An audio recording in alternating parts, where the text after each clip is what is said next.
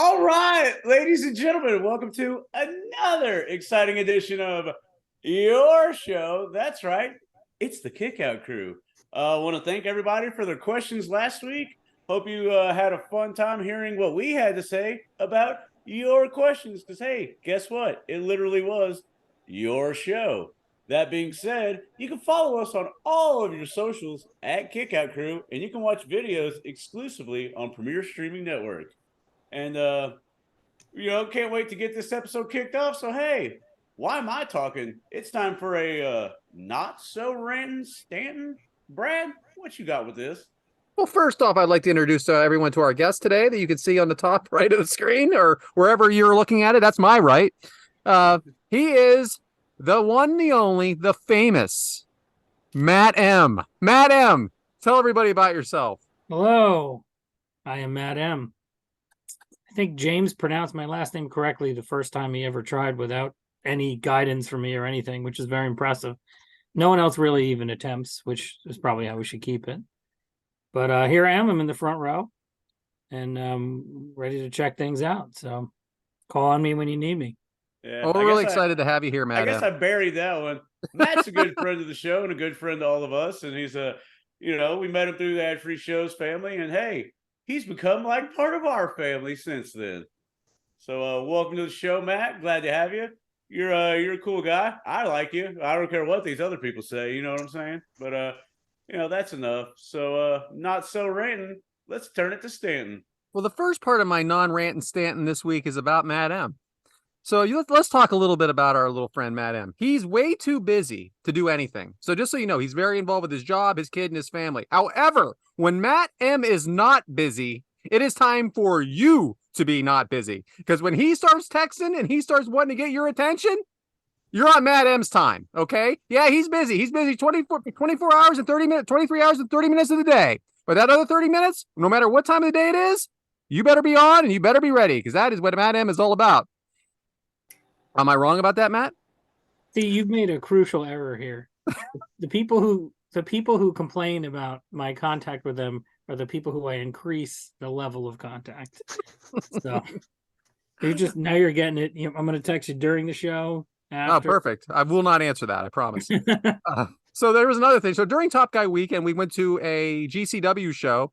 And Matt M had to sit by himself there because for some reason that's where his ticket was. He sat there with the pouty face for the entirety of the show, like a big mustache frown for the entire show. However, Matt M goes to shows all the freaking time by himself. He'll drive an hour and a half and sit in the front row all by himself, and that's fine. But not that day. No. He was literally 100 feet from us. We could wave at him. We were still talking to him, but nope. Terrible time. But yet, he'll go to a show where he knows nobody, and it's no problem at all. I have shared a cab ride, or not a cab ride, but a ride back for Top Guy Weekend to the hotel twice with Matt M, and I've only been on 2 Top Guy Weekends, so that is a fun fact, too. Matt M also wears the purple Macho Man shirt wherever he goes, and as you can see, he is wearing it now. His favorite thing as a top guy, even though I don't know how his top guy status is right now, keep that on the download. Don't tell anybody out there, is Rebels Happy Hour. And if you ask Matt M a question in Twitter or anywhere, and it's supposed to be for the show for today, he answers it and tells you. Perfect. So why even listen to the show, right?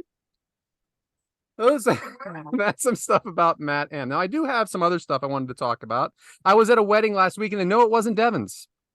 But I was at a wedding last week, and it was a Catholic wedding. I'm at the church, and there were some photographers there. I felt like it was a paparazzi. There were so many pictures being taken.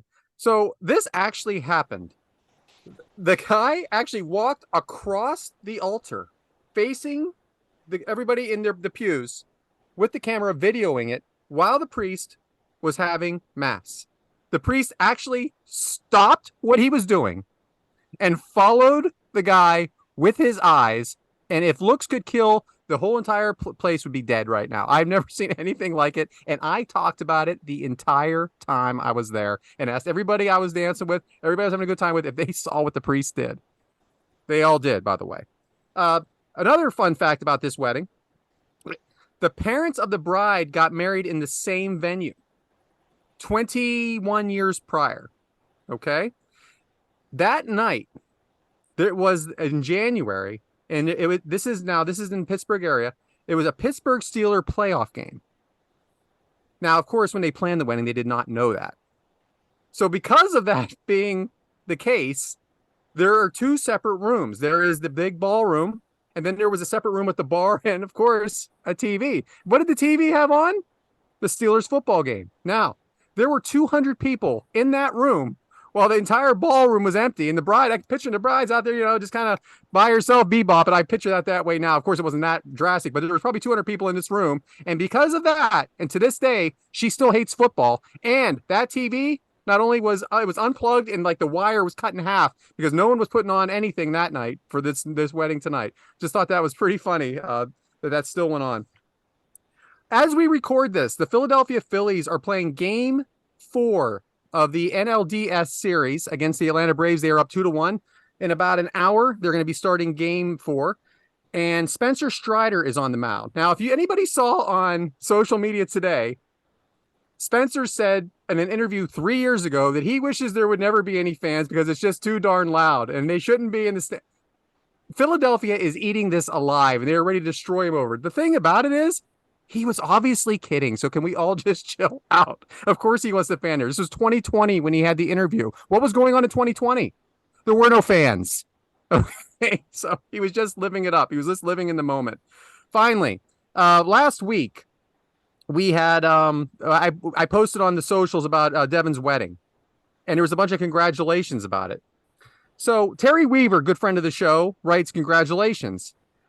This troll of a girl writes, Terry Weaver, dear, I'm really much impressed with your profile and personality. I also admire your good sense of humor on here. I don't normally write in the comment section, but I think you deserve this compliment. I'd like to be your friend. If you don't mind sending me a friend request, thanks and stay safe.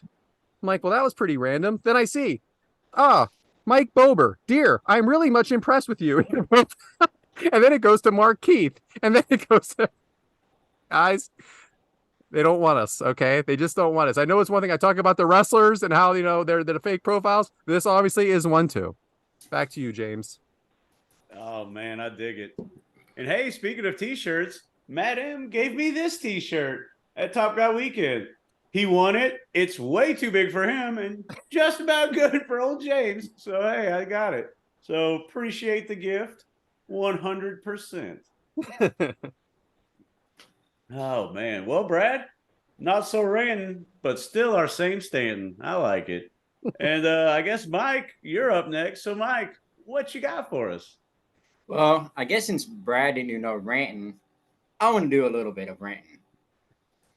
As y'all know, I live in the country. So if you're from the city and you rent an Airbnb in the country, don't go calling the cops when you hear gunshots going on. Doesn't mean somebody's getting killed.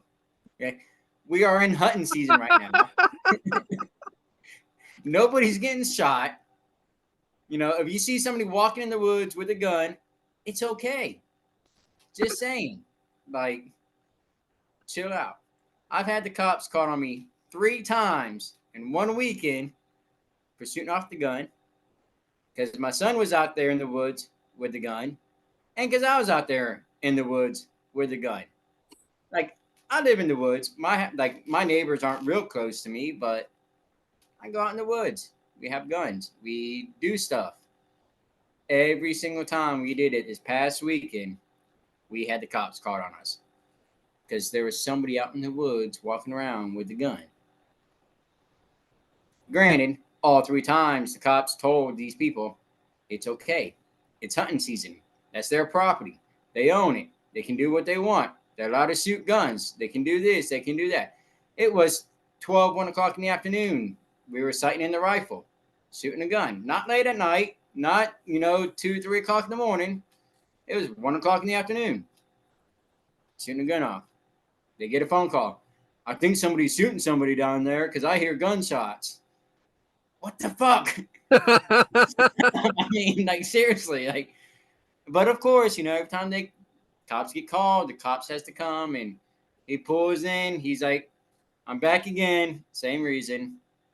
Continue what you're doing. leaves my house, drives up the road to the other people's house and say, it's all good. He's just tightening his rifle. It is hunting season. Everything's all right. What are you hunting this time of year? Right now it's bow season, but we're doing deer, bear, doing everything. Okay. So I got a couple of deer out there I'm tracking down. So you said it's bow season, but you're out there shooting your gun. What kind of sense does that make? My gun. Right? Sighting in my gun. During bow season. Yeah, because gun season starts next week. I'm so lost. Yeah, you did. I'm sighting in. I'm making sure the scope and everything is good for it. That's what I'm saying. Before I go out there, I'm making sure everything's good. So you're shooting the gun off when it's bow season, and you're wondering why everybody's getting mad. No, they're not getting mad. They're getting mad because they're hearing a gunshot. So you think in 3 weeks when it's gun time that they're gonna get mad, or you think that'd just be normal? Oh yeah, He'd be working on his The bows reason and you're shooting everything. a gun when you're by not then. supposed to is what's going on here, right? No, I'm shooting a gun. I'm allowed to shoot a gun whenever the fuck I want. It don't even have to be hunting season. That's very true. I can see the concerns. Yeah. I don't know. Yeah. What am I? Gunshots, huh? Yeah, I mean it's. But but during your story you said, "Oh, it's hunting season. It's okay. You can shoot his gun. It's hunting season." Then you said, "Oh, then it's bow season." At least you live in a safe town. Sighting in my gun. There's a difference. I'm not hunting with the gun. I'm sighting in the gun. You're shooting the gun. I'm shooting the gun. I'm allowed to shoot the gun. I can shoot the You're gun. saying sighting. You make it sound like you're messing with the scope. You're not messing with the scope. You're shooting the gun. I am. I'm making sure the sights are good. I'm just picking at you, Bo. Why are you I guys am too. arguing? I didn't even think about it. You said something, Adam. Good job. Anyways, if you're from the fucking city and you come out to the country, mind your damn business. Hell yeah. Now that I agree with 100%. Yeah, me too. I'll mind my business. No problem. That's it. That's all I got. All right. Well, hey, might as well get this one reloaded and cock rocked and ready to go with our first match, huh? Yeah. And what is that first match? Well, boy howdy. It is Kota Ibushi versus Cedric Alexander from the Cruiserweight Classic. And this is week 5, which I believe is the semifinals. I have no idea. But it took place, well, it was filmed July 14th and it aired August 10th, both of 2016, from Full Sail Live in Winter Park, Florida. It had a match length of 15 minutes.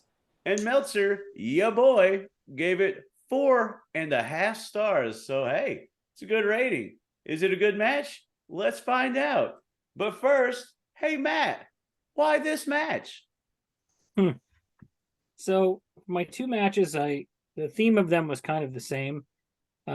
Matches that I really thought were outstanding at the time, but are sort of like forgotten matches.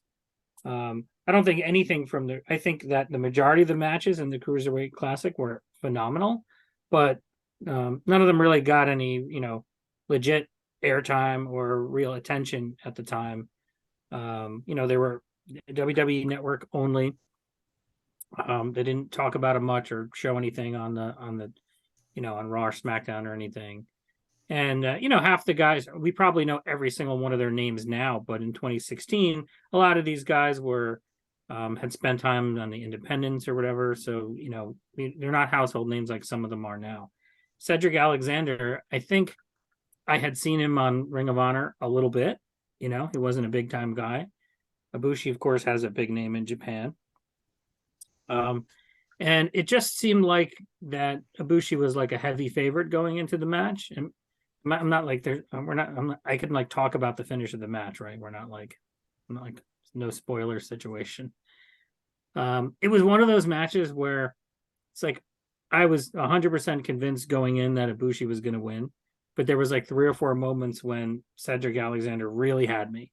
Like I was convinced that he had overcome the David versus Goliath feeling that the match had, and he was going to pull it off.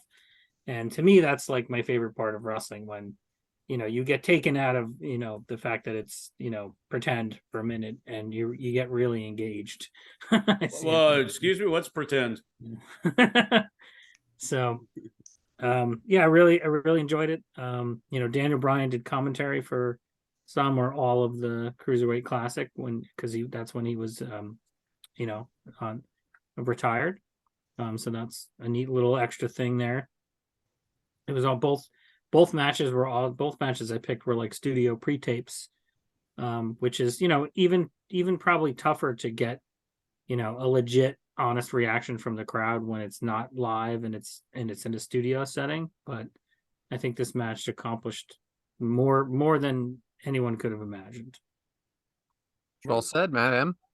So let's get into it. Ibushi, Adam, tell us about Ibushi. My bad, I was muted. But no man, he's been in Japan since like 2010, 2011, I believe, maybe sooner than that. But he did the best of the Super Juniors. He's been their U.S. champion. I mean, he's done everything in Japan. Then he comes over here, loses 20 pounds, 25 pounds, and gets into the Cruiserweight Classic. And he's actually picked as the favorite for the whole tournament. And this match was awesome. This is the first time I've ever seen it. So, just like producer Bryant said, this is probably the match of the tournament because I didn't know who was going to win.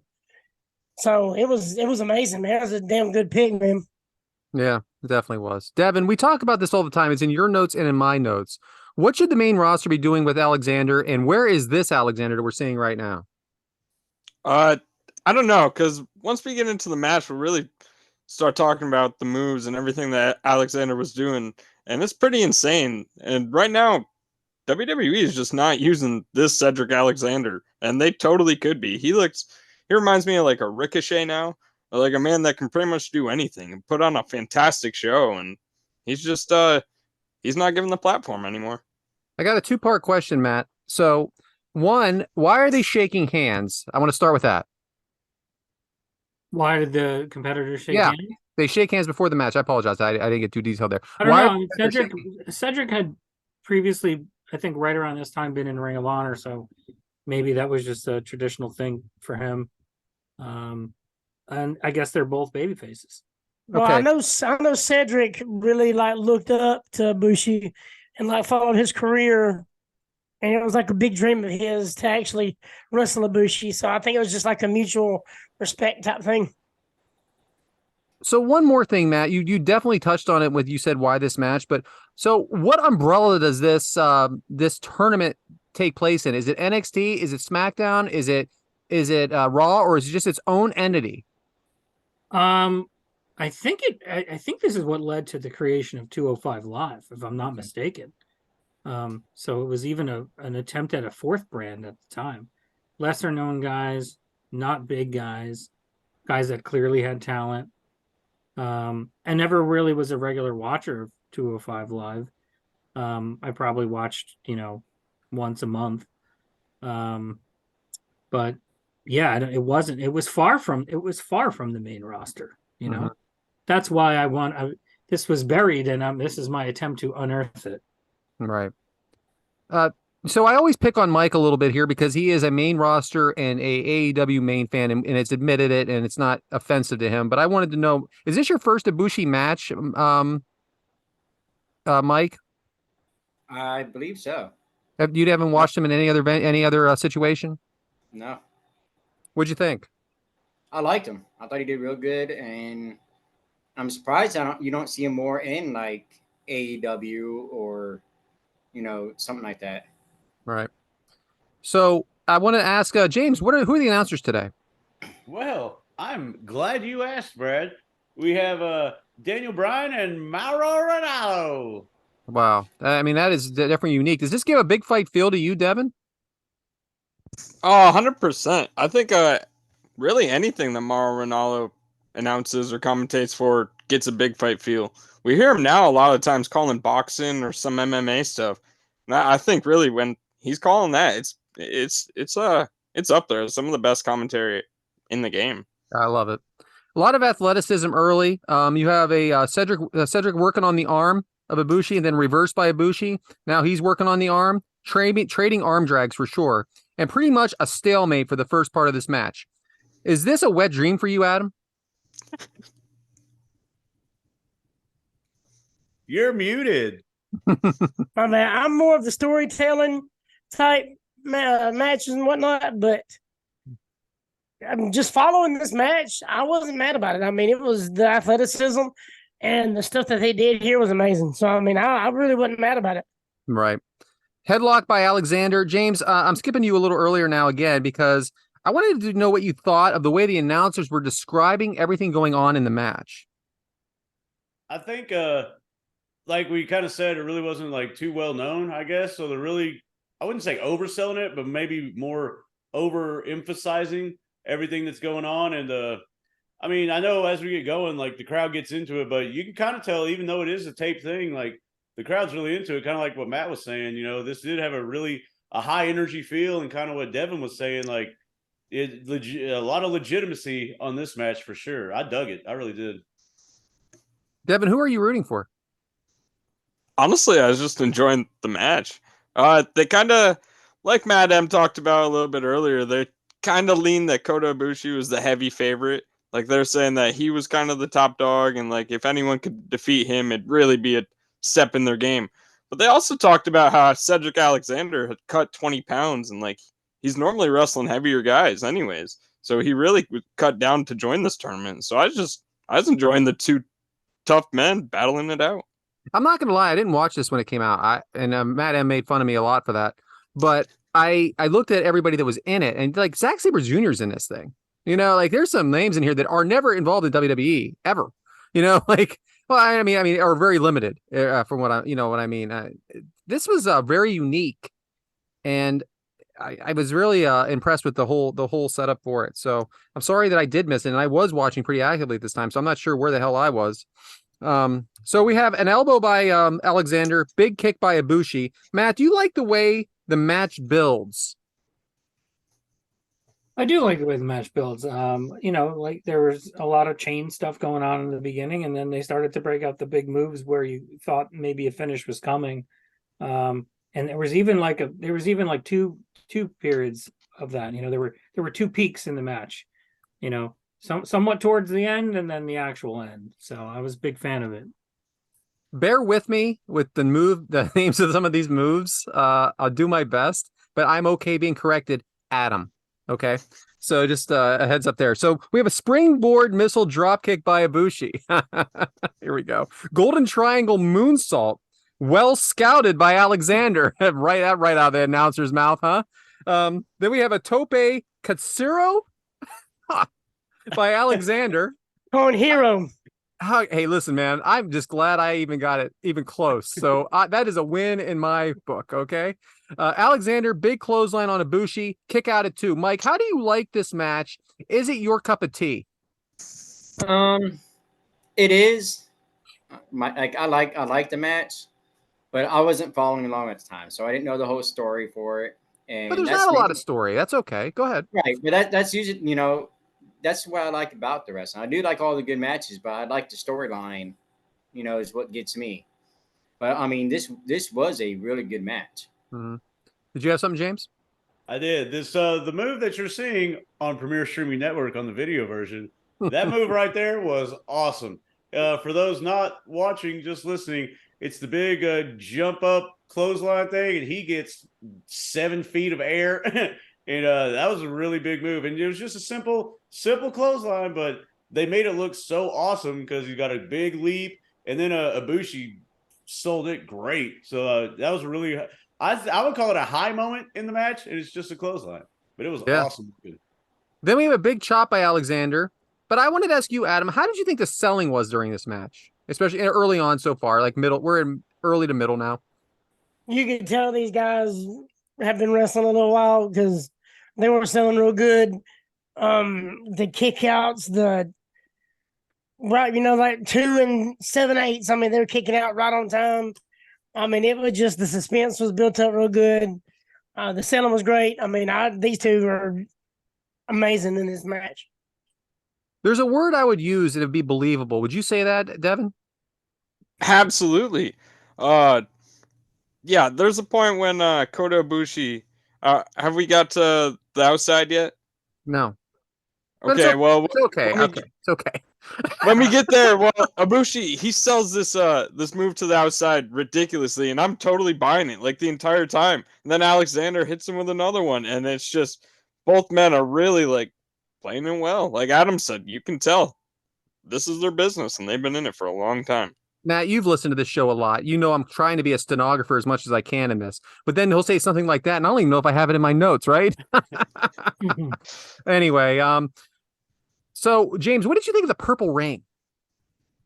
I kind of think it was different and it kind of made it its own like little entity.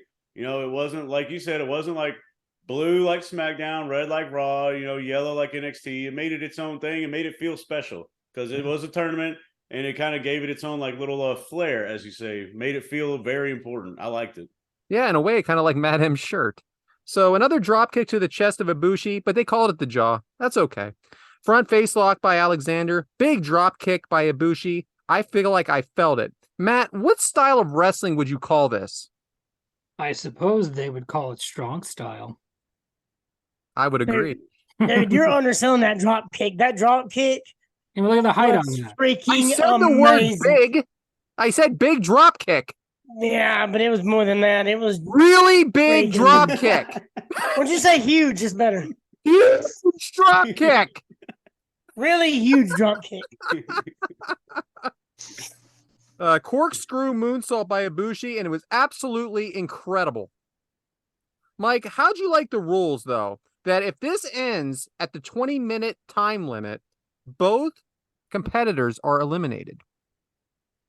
It's different, but I mean, it's one of those things where you must have a winner. So different is right. Exploder by Ibushi, top rope moonsault onto Alexander on the outside. Devin, am I close? You're here, brother. Adam, I'm just guessing. How much prep time do you think went into this? Probably with them two, they probably wanted to do some high spot, like just to, you know, here, there. I'm not doing this, doing that. But they probably, well, thinking about it, they probably prepped a lot because this is a lot of time and stuff, and you got to be right there on point. Like, say, like right here in this picture, if you're watching with us on Premier Streaming Network, that he's based real good for him right here. So, rethinking about it, he probably did a lot of prep work. So Michinoku driver by Alexander, kick out. James, the crowd is losing it on every move at this point. Would every crowd lose it on this mood, or on these moves, or in this kind of match, or is this a very special crowd?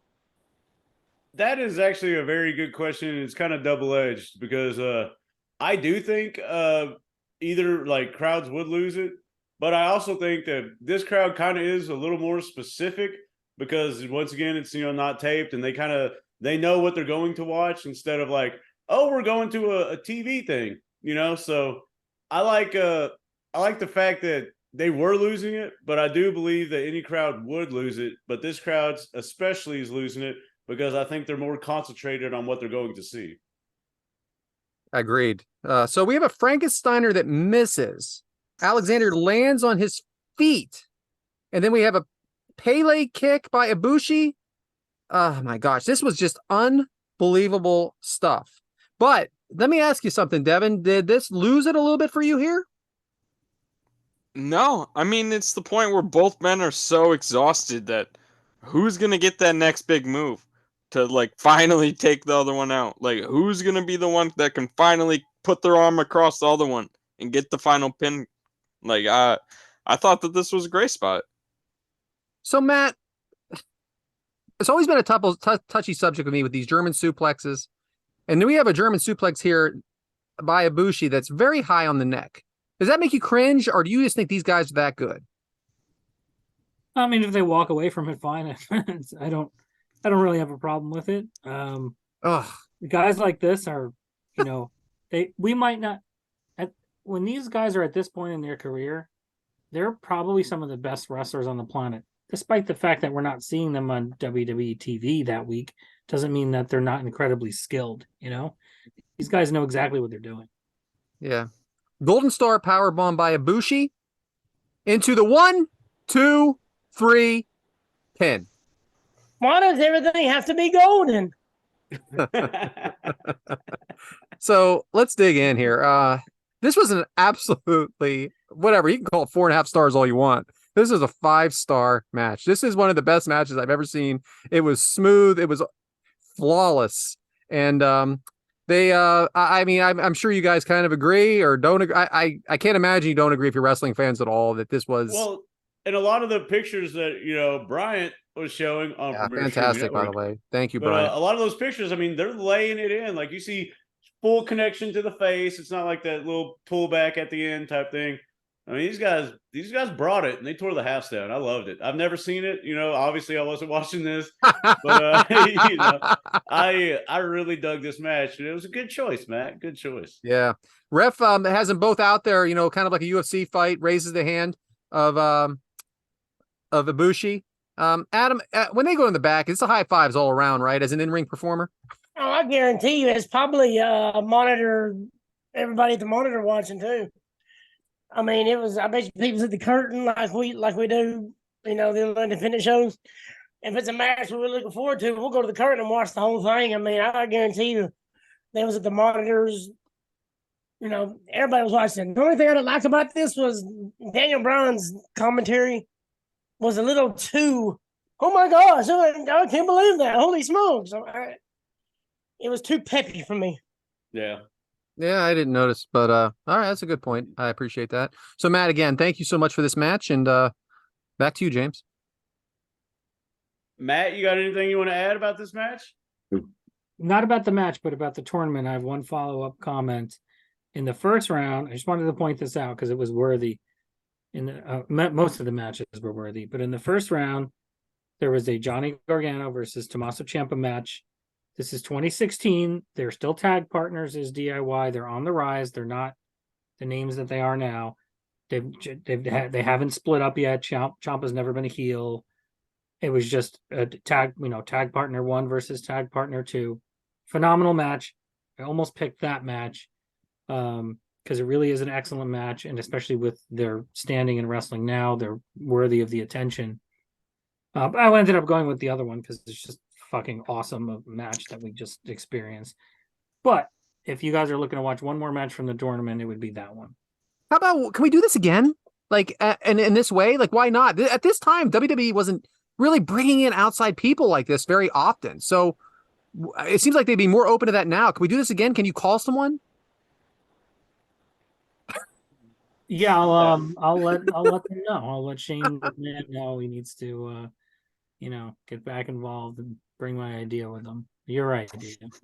I think with the love right now for independent wrestling, with the love for AEW, bringing it with Dark and with Elevation that used to be on, and with NXT now, I think this would be bigger now. Do you agree with that or no? Oh yeah. I agree. I think so. I think, and even like with WWE, they could bring in other people from different spots, and I think it could be huge, and I think it would be good for everybody. And Matt, who did win this tournament? TJ Perkins won. TJP sucks. TJP sucks. Right. So he was given the championship belt, which was a big purple belt. Purple to go along with the whole. I thought Enzo won that one. He did have it at one point. That was the promo competition backstage. Yeah. He did. He did. Enzo did have the cruiserweight. Yeah. So. Anyways, he won. Perkins won, and then they did the offshoot of 205 Live. But yeah, he's a talented guy. I mean, you probably could have picked 6 guys that were worthy of winning. Yeah, I mean, I think they should do it again. Maybe do it once every 8 years, just for me. We almost kind of get this in the form of AEW, right? That's matches between guys that are awesome at wrestling with maybe not a lot of stakes. Well, yeah, Forbidden Door and stuff like that kind of does it for us now, right? Anyway, back to you, James. Yeah. How do you drop the ball with Cedric? But that's another discussion for another time. But I liked it, and especially with a match like that, had a bunch of great moves and everything. And hey, what better way to follow that up than with as an in-ring performer with Adam? So, Adam, take it away. So as I mentioned last week, I want to give the Waka a break for a little bit and kind of go more into like the wrestling aspect as far as the way I look at a match. What I've done this time is we had a lot of wrestling this past week, all the way from No Mercy, SmackDown, Fastlane, Raw, NXT, all of it. So I'll just jot down a couple of matches from each show. One that I like from each show, and if y'all agree, great. And people listening, if they think I'm wrong with my pick, I'd like to hear about it. I mean, I want to know everybody's opinion.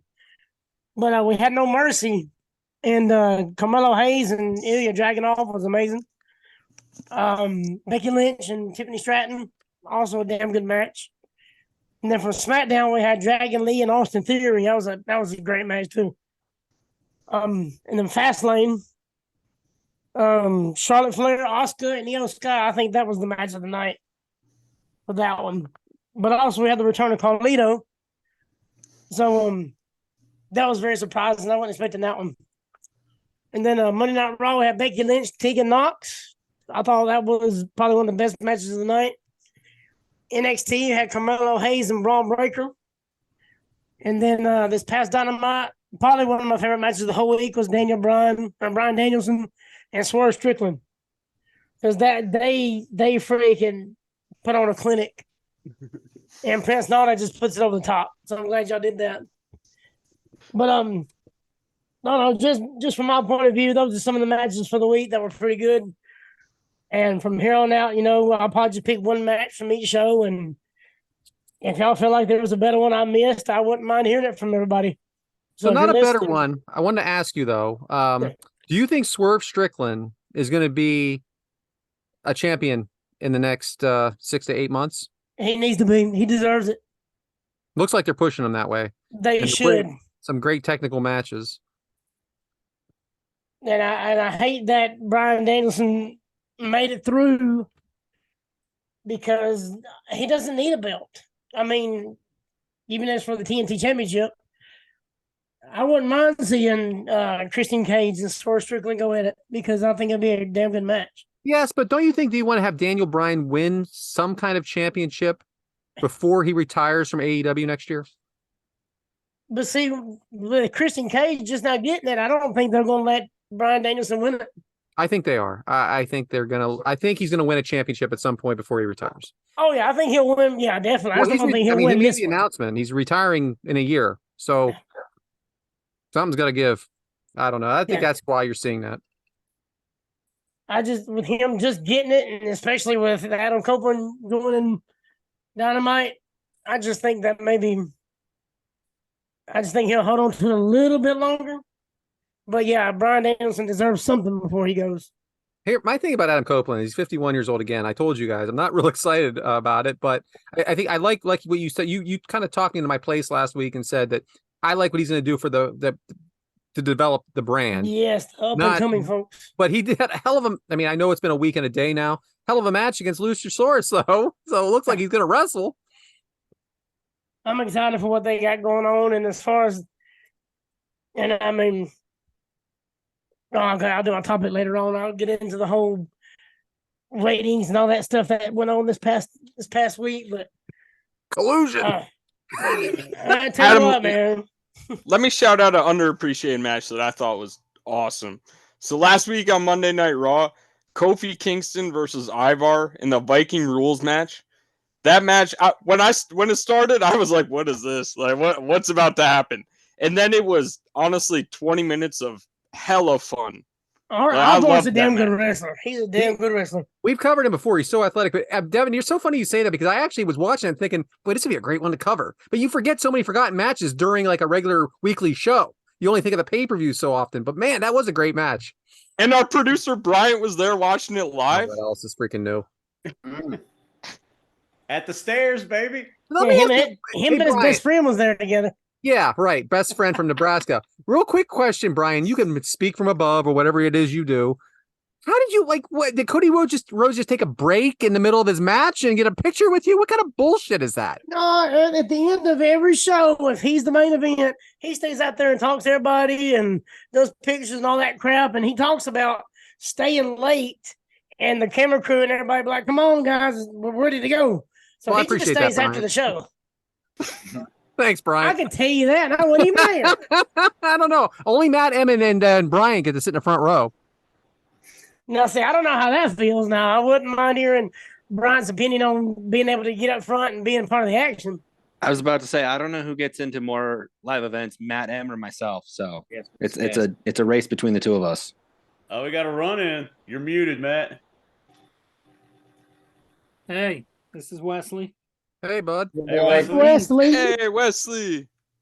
Hey, you You're just named had after a birthday, famous right? NXT champion, You just had your Wesley. birthday, right? Yeah. How old? 6. Ooh. Man. Hey, do you remember we went to the he keeps going into the blurriness. Remember we brought you to the wrestling show? What did I get you there? Who do you like? Yeah. Say it. Cody. Cody Rhodes. Right, off you go. Yeah, I had to We're buy running. Get out of I here. had to buy him a $35. Sorry about the run-in. I had to buy him a $35 Cody pendant. Nice. That's awesome. All right, sorry. That was No apologies necessary. Mike has a run in every week. Actually, But he he used delivered to, me a, anyway. he He delivered me used a to. drink. I don't know if you guys. That's actually why he came. I do want to bring attention to did you see the picture going on the socials of Adam Copeland, Soraya, and Brian Danielson in the ring together, and it was like they said we were done or whatever, we were Yeah. retired, and now The they're three all three necks. active and then pretty prominent spots in AEW, so I dig that. I think that's cool. Oh, that's awesome. Yeah. Christine Cage should have been in that picture too. Yeah, really, he should have been, but he's mad at them. Well, and shout out to Triple H for somebody asked him in the post media scrum thing about Edge debuting, and he was like, "Hey, more power to him. I'm happy for him. He's continuing to do what he loves and blah blah blah." So shout out to Triple H for taking the high road on that, because he could have been, if Vince would have buried it, but Triple H is like, "Hey, shout out." I just feel like there's a lot of good things. Look, yeah, I feel like there's a lot of support all around right now. It's just great. Speaking of that, what do you think about the Jay and Cody Rhodes segment on there when they did theirs? Yeet. That was good. Yeah, the edibles were kicking in pretty good.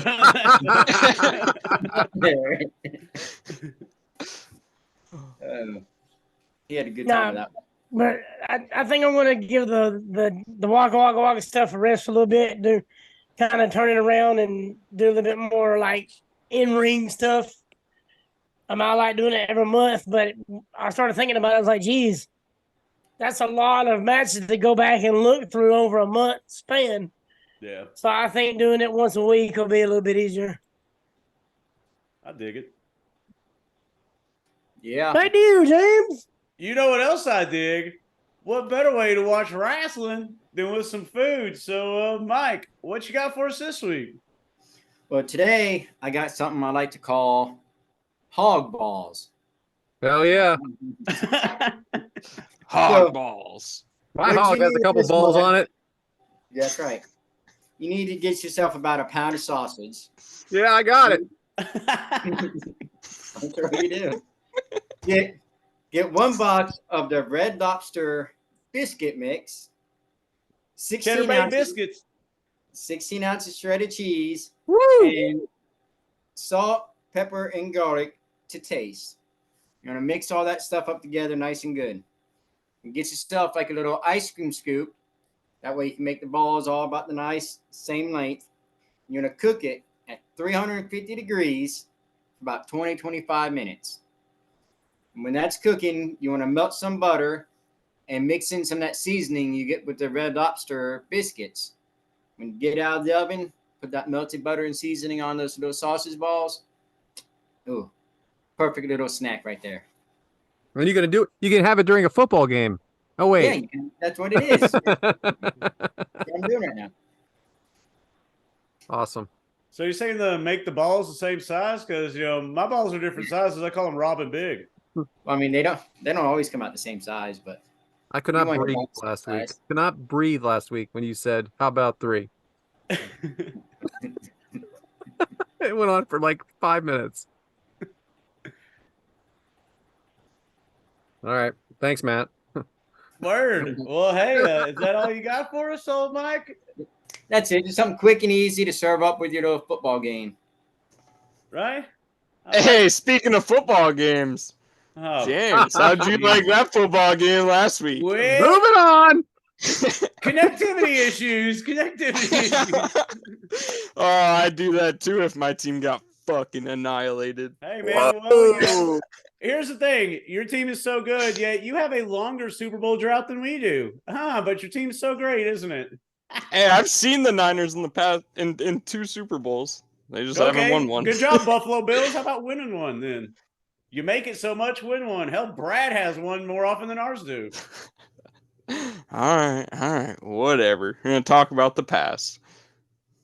You're talking about the present. I'm talking about if you're gonna make it, win it. That's all I gotta say. Hey, we'll see.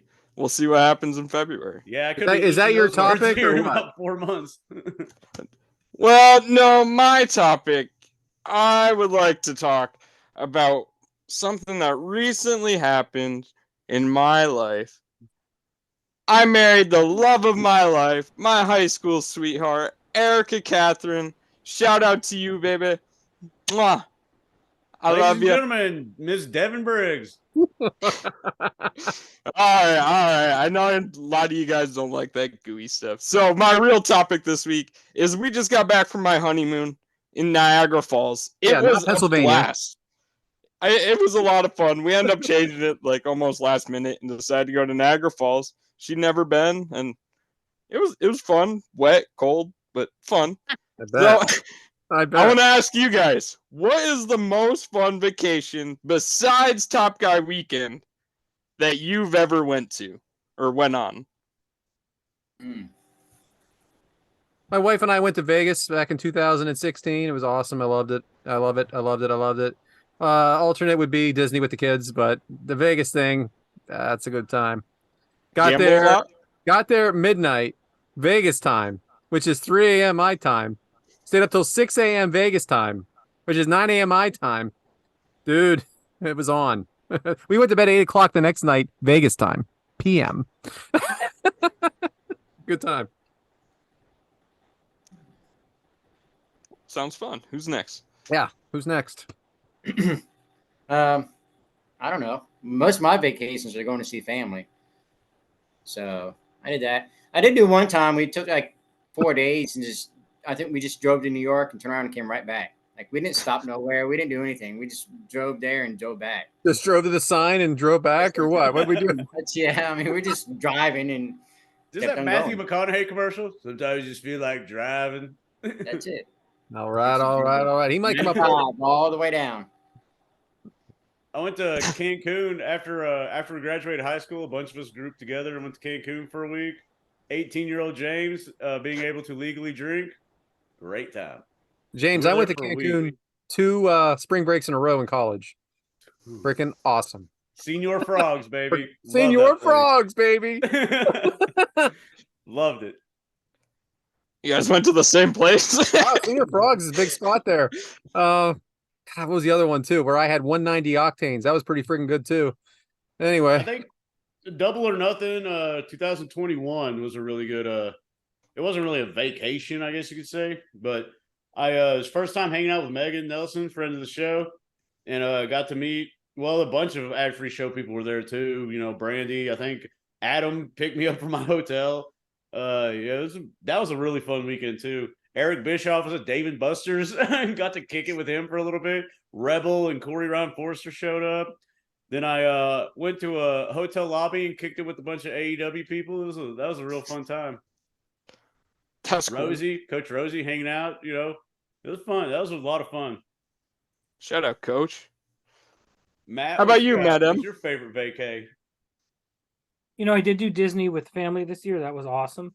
But pre-child, me and my wife, 2015, we flew to San Francisco, spent the night there, then drove to Napa Valley, stayed there for like a couple nights, I've actually been there twice. Wine I is don't good. even like wine, I do. and Napa Valley is fucking incredible. Everything about it, the weather, the fucking view, everything you do is awesome. Then we had rented a car, and I had always wanted to do this. We drove down the coast of California. The day we left Napa, we got up early, drove down the coast on the water, the Pacific Coast Highway, that whole thing. That was awesome. You start out and you're like way above sea level, and then by the time you get to Southern California, you're at the beach. And then my friend lives in the Hollywood area, so we just stayed with him the rest of the trip, and we did a bunch of fun things. It was just a really well organized, orchestrated trip, and I got to do a lot of like once in a lifetime sort of things. That sounds pretty awesome. It was awesome. I went to San Francisco in 2013, the final year of Candlestick. My dad took our whole family down, and we went to watch a Niners game and drove to Utah to see my Aunt Amber. So that side of the country is really cool to check out. But Yeah, that's beautiful side. Yeah. We went to a concert at the Forum, which is, that's an iconic venue, right? They're about to have Full Gear there. But that's a cool ass place to go. You go in front row? I am not going, but my friend Justin does plan on going. He works in LA half the time anyway, so. Nice. What about you, Ref Adam? What's your favorite vacation you've ever been on? Oh wow. Yeah, I didn't hear I had to go check on my sons. I didn't hear the question to begin with. Oh, Sorry. probably one of our Chicago trips. I mean, because those are disqualified. Yeah. yeah. When I first said the question, what's your favorite vacation you've ever been on, excluding Top Guy weekend? You cannot count that. Okay, probably the Jacksonville trip that I met James at. That's one of the ones I mentioned too. What was it? Double or Nothing 2021. The Royal Rumble weekend in St. Louis. I didn't get to go to Royal Rumble, but just being in St. Louis was great. Doing the arch and stuff. Oh my god, that arch was amazing. I highly recommend if you ever on that side of the country. That arch is freaking amazing. And so if you ever get a chance, I'd do it. But just one of them. Check out. Well, yeah, cool. That was fun. So, hey, hold up. So that was Fat Tuesdays, James. That's where the 190 octanes were, and I was in a contest where you had to swap bathing suits. You had to run down to the water, swap bathing suits, and come back. I put the bikini on backwards. You must have been in Panama City or Pensacola. There was Cancun, but it was. Man, I'm glad you mentioned this because I got a story about Cancun. I'm so glad. So you guys are gonna love this, and our listeners. So we're at this. We did the booze cruise thing where they take you out to some island, and you're there. So they have this stage, and they're like, "I need the two most jacked up dudes in the audience." Blah blah blah. And people are pointing at all these guys. So they get them two dudes up there, these real buff dudes, and they're like, "All right, I need the two ugliest people in the audience," and everybody points at me. So they're like, the dude walks by, and I have my fro because this is like right after high school. And the dude's like, "Oh yeah, you," and I'm like, "Okay, so I'm like one of the ugliest people here. Cool, gotcha." And they put us on stage, and they chain us with like these weight belts, and they're connected by chains.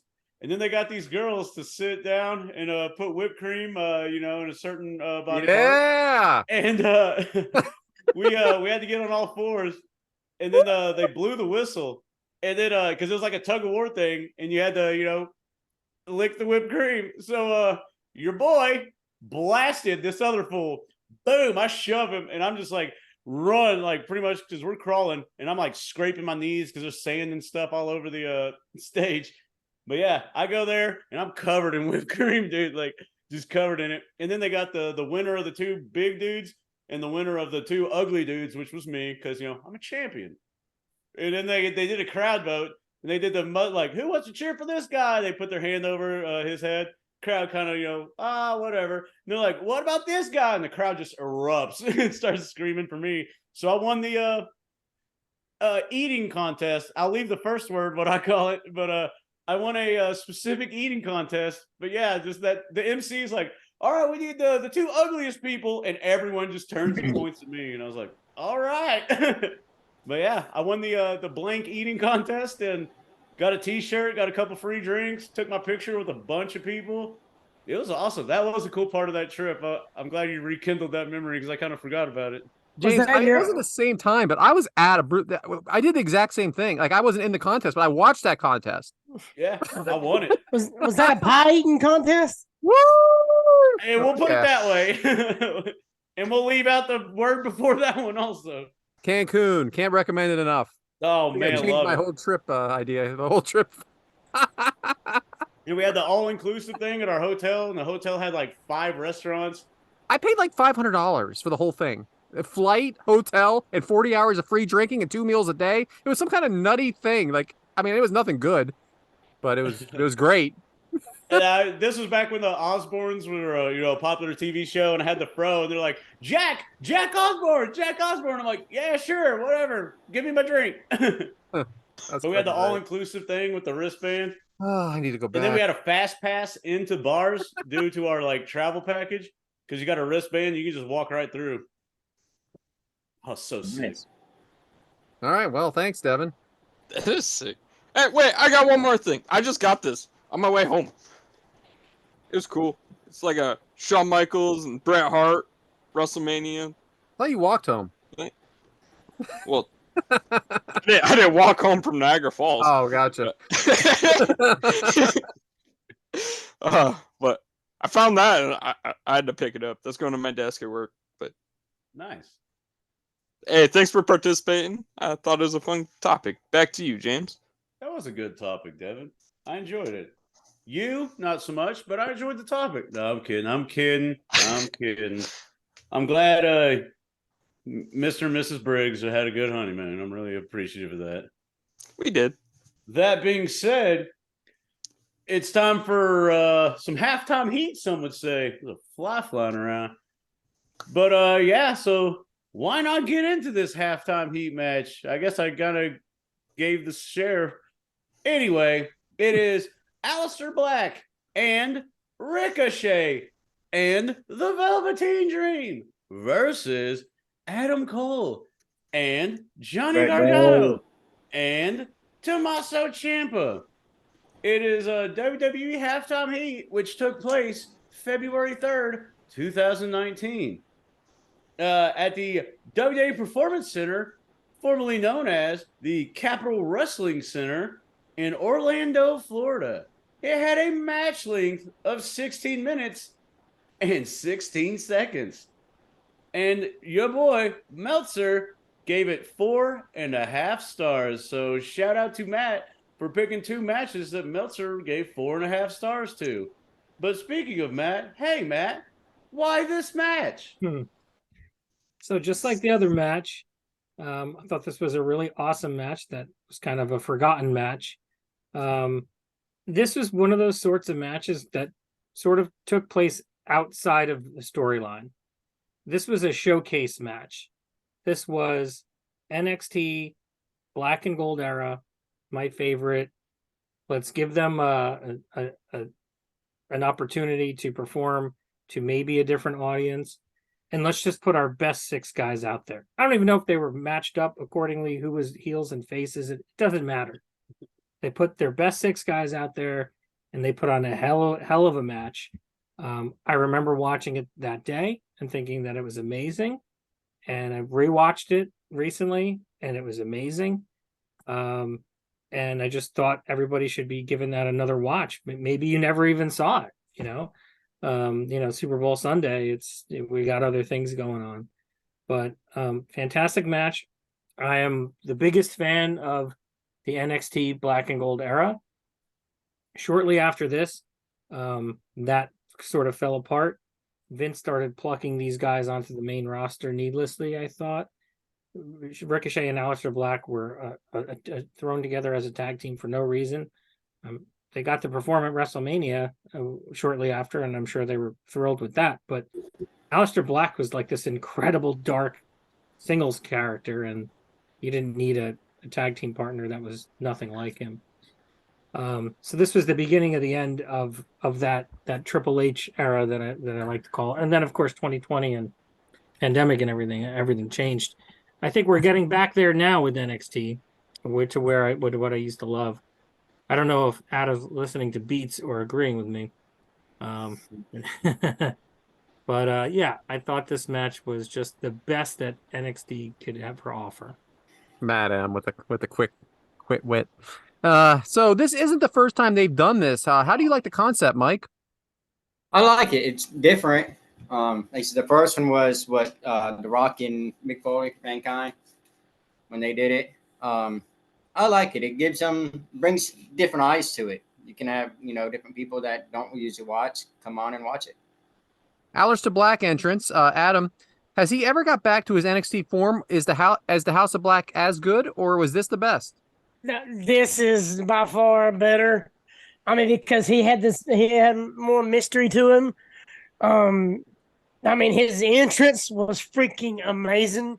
Awesome. I couldn't agree more with Matt as far as the NXT, the black and gold right here. This is probably one of the highest points of NXT, because you had the Undisputed Era. You had, no matter what Velveteen Dream did away from wrestling, when he was in that ring, he was damn good.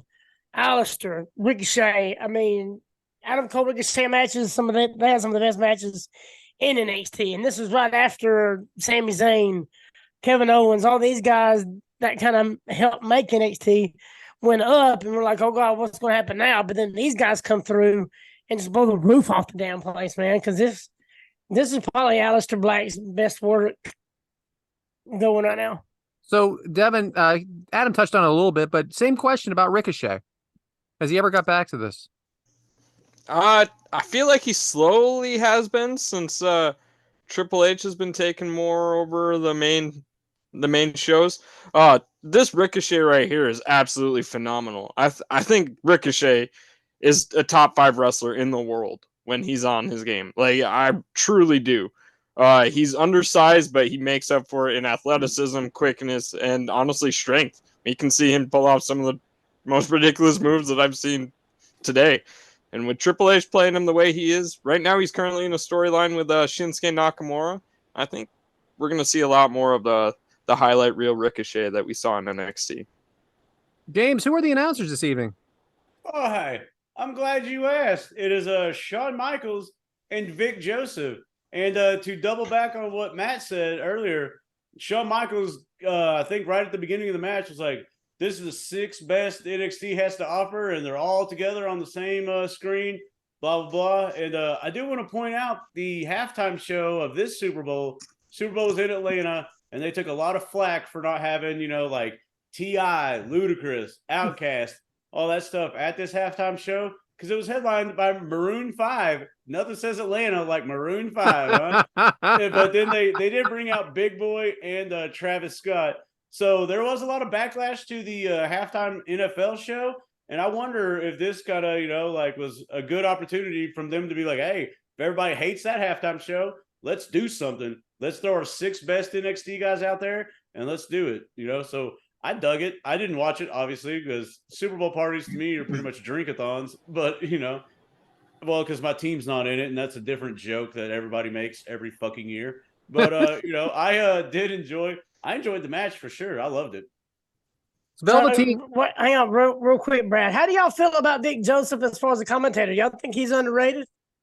I think he's appropriately rated. I think he's really good. He's never done anything other than NXT that I've seen, so I like him. I probably don't know him because he's on that brand, but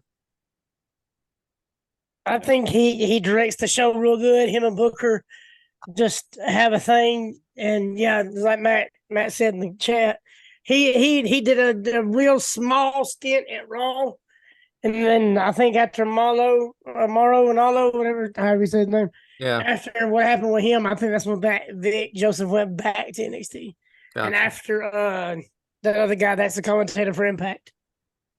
Velveteen Dream entrance, Matt. He was supposed to be the biggest star of all, right? I don't know if that's true. I really liked him. I thought he was super talented. I appreciated that he was a huge wrestling fan. I always think that the guys who aren't in it just because is a business, I tend to like them a lot more. Like Edge being a great example. You know, this guy fucking loves the business and he's going to give everything he has to it. You know, there's other guys like Dolph Ziggler. He's awesome, but I think he's just there to collect a paycheck, especially at this point in his career. All right. Anyways, I'm off. I'm off on a rant stand over here. Dream had a lot of talent. Of course, he had some off the field trouble, which I think ruined everything for him. But I thought he had a bright future. I went to a number of NXT takeovers in 2018, 19 this time, and he always had a featured match, and it was always great. Right. He had a big pop when he came out, and when he ripped his shirt off and showed that halftime heat thing, got an even bigger pop. So I thought that was cool. He was really young right here. He was like 22, 23 right here. So, I mean, he was really good for as young as he was. I mean, I know that John Cena had a lot to say about him positive. So I think that's maybe what I was hearing about being the biggest star. But hey, things happen, I guess. So so now we have Adam Cole, and he's a heel, Mike. Does it seem weird to you? No, he wouldn't, because he's good as a heel. Yeah. You think he could be a heel again? Yeah, I think he could. I was kind of hoping he would turn heel with the whole him and MJF thing, but he kind of brought MJF. Oh, but everybody loves Baby better than you. Oh, this is the best. Oh, I'm not saying I like it. You're a big baby, James. You're a big baby about this. It's good. It's good shit. It's good shit. What is wrong with it? What's right with it? What's wrong? Because it's funny. It's fun. That's why I tune into wrestling to laugh. Oh yeah, because you're actually you want to see who's going to win and lose everything like a basketball game. You're turning in for the entertainment. That's kind of half true, though. you're about half right. I mean, I get it. The segments are funny. I'll give them that. But man, give me some wrestling. So now we got Johnny Gargano. Shit, man, how many people are in this? That's what I was saying at the exact moment here because I didn't realize what it was at the time. I probably watched it, but it's just been about 4 years now. So, Adam, is Johnny Mr. Takeover? Yeah, I think so because I mean he's a damn good wrestler. You can put him in there with anybody, and he can have a good match with pretty much anybody. So I mean he's just always that underdog. Had an underdog mentality, but he was just always in the match. No matter who he was in there with, he's just I don't know. He's just over with everybody, and he did good in my eyes. Tommaso Ciampa entrance. James, should he have just stayed there? What? Should he have just stayed in in NXT? About in NXT? Yeah. I see. That's a very good question because he kind of over time, like he kind of did become Mr. NXT, you know. And I know that he's older, and like they kind of want to push out the older guys, and just keep NXT young talent. But I mean, when Tommaso Ciampa's on his game, why not utilize him to build up these guys that you're going to call up? Like kind of how Kurt talks about how he was in the WWE CW. Like, hey, man, we're going to put you here. We know you're way better than this, but you're going to help make stars. Why not do that with Ciampa? Gargano and Ricochet. All right, didn't he at one time say he wasn't going to the main roster? Like he didn't want to. Right, but then I think that everything just changed. Yeah, when he got that paycheck, everything changed. I don't know if it was the paycheck. I think it was an ultimatum, but I don't know that for sure or anything like that. But you know what I mean? Like I think they were just done with that group of guys. Well, here's the thing about the black and gold NXT. Like we all love it. It was like the highest of the highs, but everybody always goes back to DIY and that like storyline and everything as like being one of the best things that NXT did. And I mean, why not just keep him there so he can be like the Blackheart guy, whatever? I don't know. It was. I just think everything changed when they started losing to AEW and they decided they were going to go a different direction. Yeah, that's an opinion though. That is just an opinion. Gargano and Ricochet lock up, showing each other what they got. Very athletic wrestling. Devin, would you agree that this might be the best wrestling there is? Well, yeah. When these 6 men were on top of their game, they're 6 of the best that the gold brand had to offer at this time. They really were on top of their game, and it was awesome. Drop kick by Ricochet, kick to Ricochet from Gargano. Adam Cole tagged in. Matt, did you love the Undisputed Era? Oh, absolutely loved. I'm a huge Adam Cole fan. Everything he's done. And I thought the guys they brought together were perfect for it. like I said, I went to a bunch of takeovers around that time. They always had featured matches. They were all great. Yeah, great faction, probably the best faction in NXT history, right? Agreed. I totally agree. Alistair Black in, double kick by Black, athleticism by Black, some kind of flip that I don't even know what it was, but it was just awesome to watch. Mike, is this your first time watching this? Yes, What did you think so far?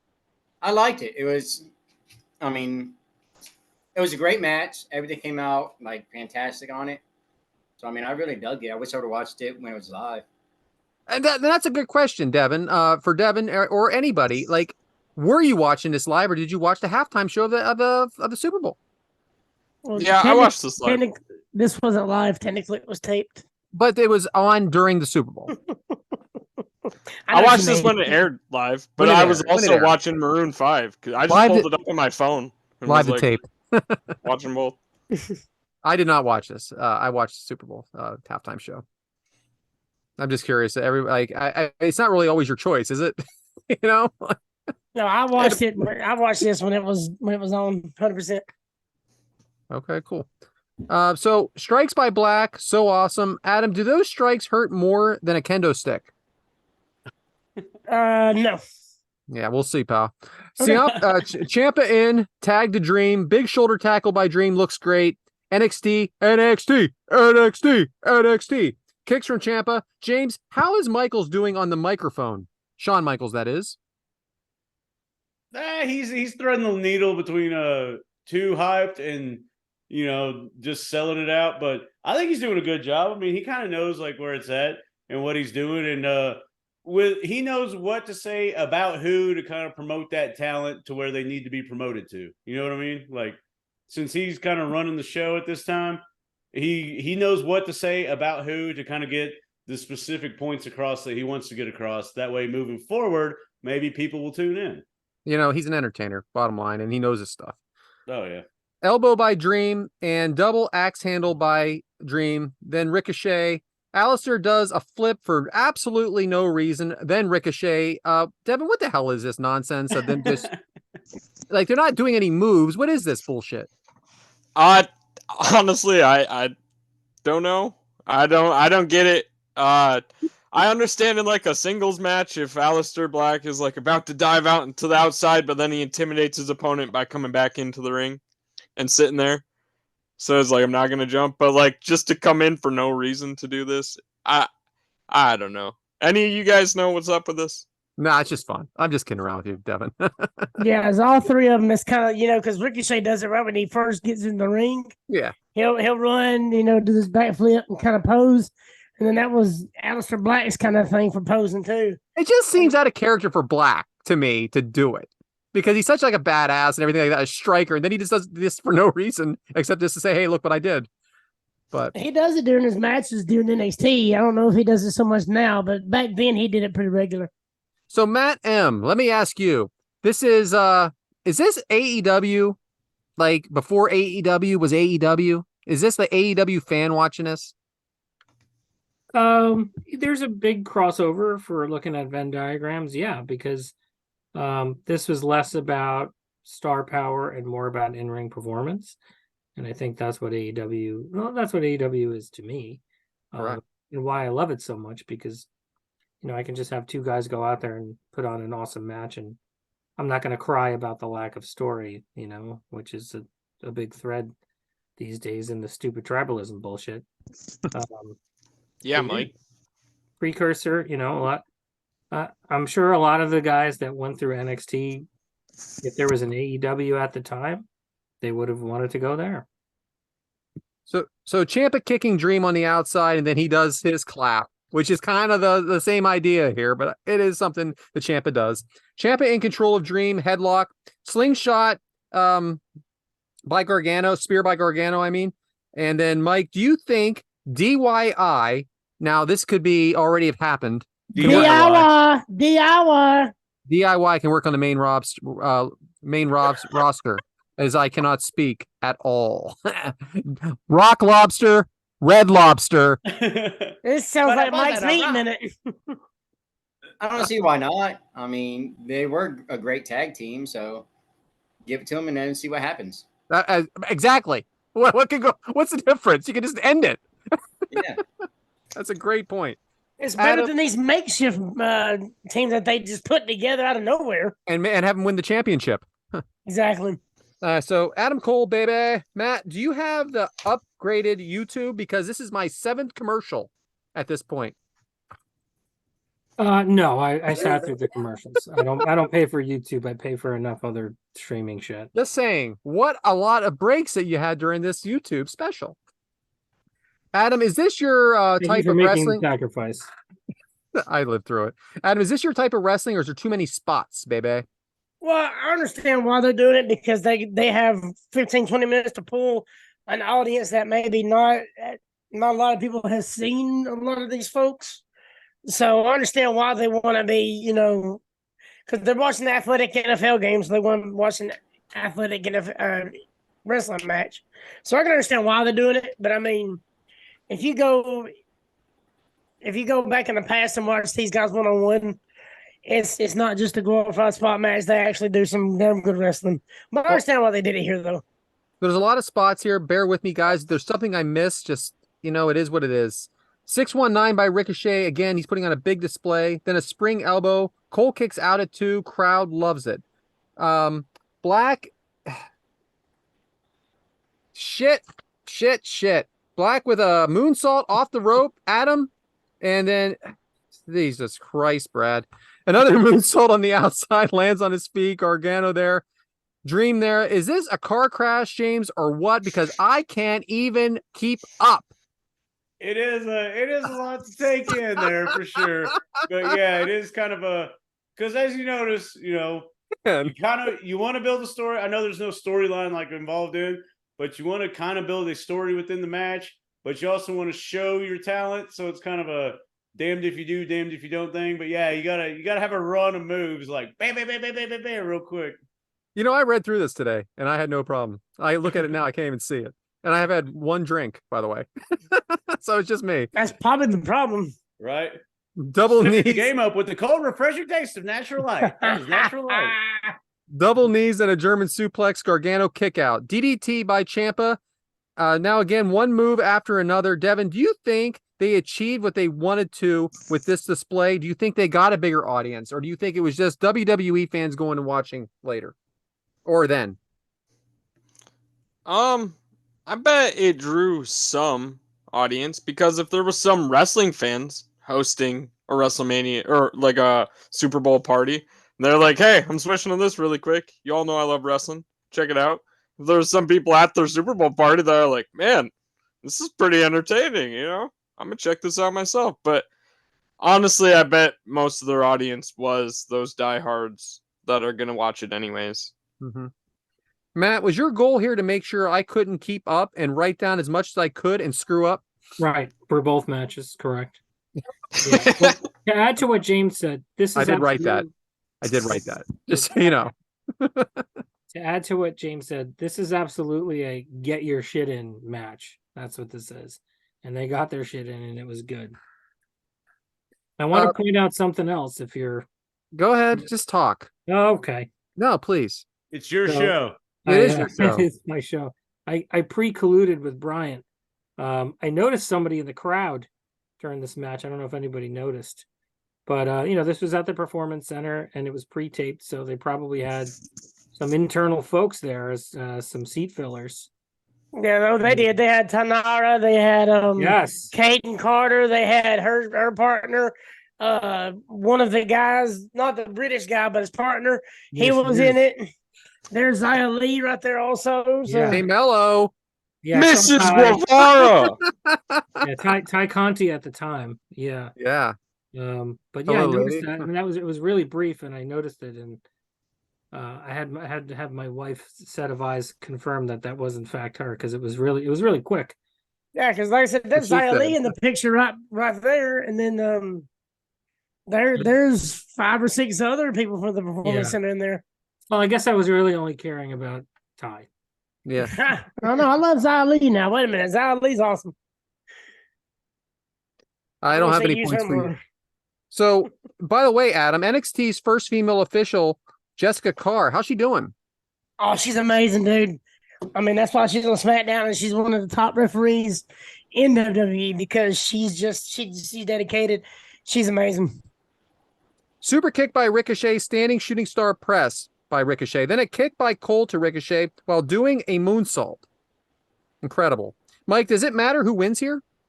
No, because you're getting a hell of a show. Yeah, exactly right.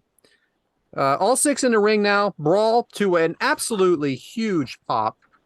Adam Cole with the Panama Sunrise to Ricochet. Incredible. Just ask the announcers because they couldn't stop talking about it. 3-on-1 triple kick to Ricochet. Black breaks up the pin. Everyone now seems tired. Dream fighting off all 3. Black mass to Gargano from Black, obviously. Now again, finishes galore here. Like, oh yeah, they get all their finishers in. Are you exhausted, James, at this point? Well, me personally, I'm digging it. I do like the whole right before they start brawling, then they brawling, but then Matt said, to get your shit in stuff. I think it's good paced because now that they start amping it up, you kind of know you're on a time frame and everybody knows okay, it's going to end sometime soon. But the fact they start amping it up, and I mean, good grief, look at that picture. You know what I'm saying? I dug it. This is actually a pretty good match. You're going to love this line. Dream gets the pin, and I can't even remember how because there was just so much freaking going on. Elbow drop. Matt, did they accomplish what they wanted here? In my eyes, they did. I think that they were given an interesting opportunity and completely blew it out of the water. Do you think that if it would have been a SmackDown heat or a Raw heat instead of NXT halftime heat, that it would have got more eyes? Probably just because of the names that would have been involved. And you could have put the same guys on it, though, wouldn't you? Of just naming it that? Well, that seems like cheating. Yeah, well, I'm a cheater. I was just thinking, I just thought of that on the cuff. I just wondered what you thought of that. That's all. Stick to the scripted questions. Anyway, that'll do it for the match. It was a lot of fun. A lot of fun to watch, even though I could not keep up with writing the shit down. I must have fast forwarded, rewinded everything about 10 times. So thanks, Matt. There's your winners. Happy to help. Dream, Ricochet, and Aleister Black. And I didn't even remember they were a team at this point. There's so much going on. Back to you, James. And whenever you're ready, we have listener questions. Well, some would say I'm ready right now, Brad. So, ready? What are these listener questions? Hey, Well, want to give a shout out to our fans and everything. I know we did a Ask the Crew episode last week. Love those questions. And these are a little more specific questions. And we always love the feedback because here's the thing. It's your show. It's not our show. We're just hanging out. It's your show. So if you have any questions, follow us on the socials. Kick Out Crew on all your socials. We, being Brad, post what we're covering. And be sure to get your questions in. And hey, we'll answer them because why not? It's your show.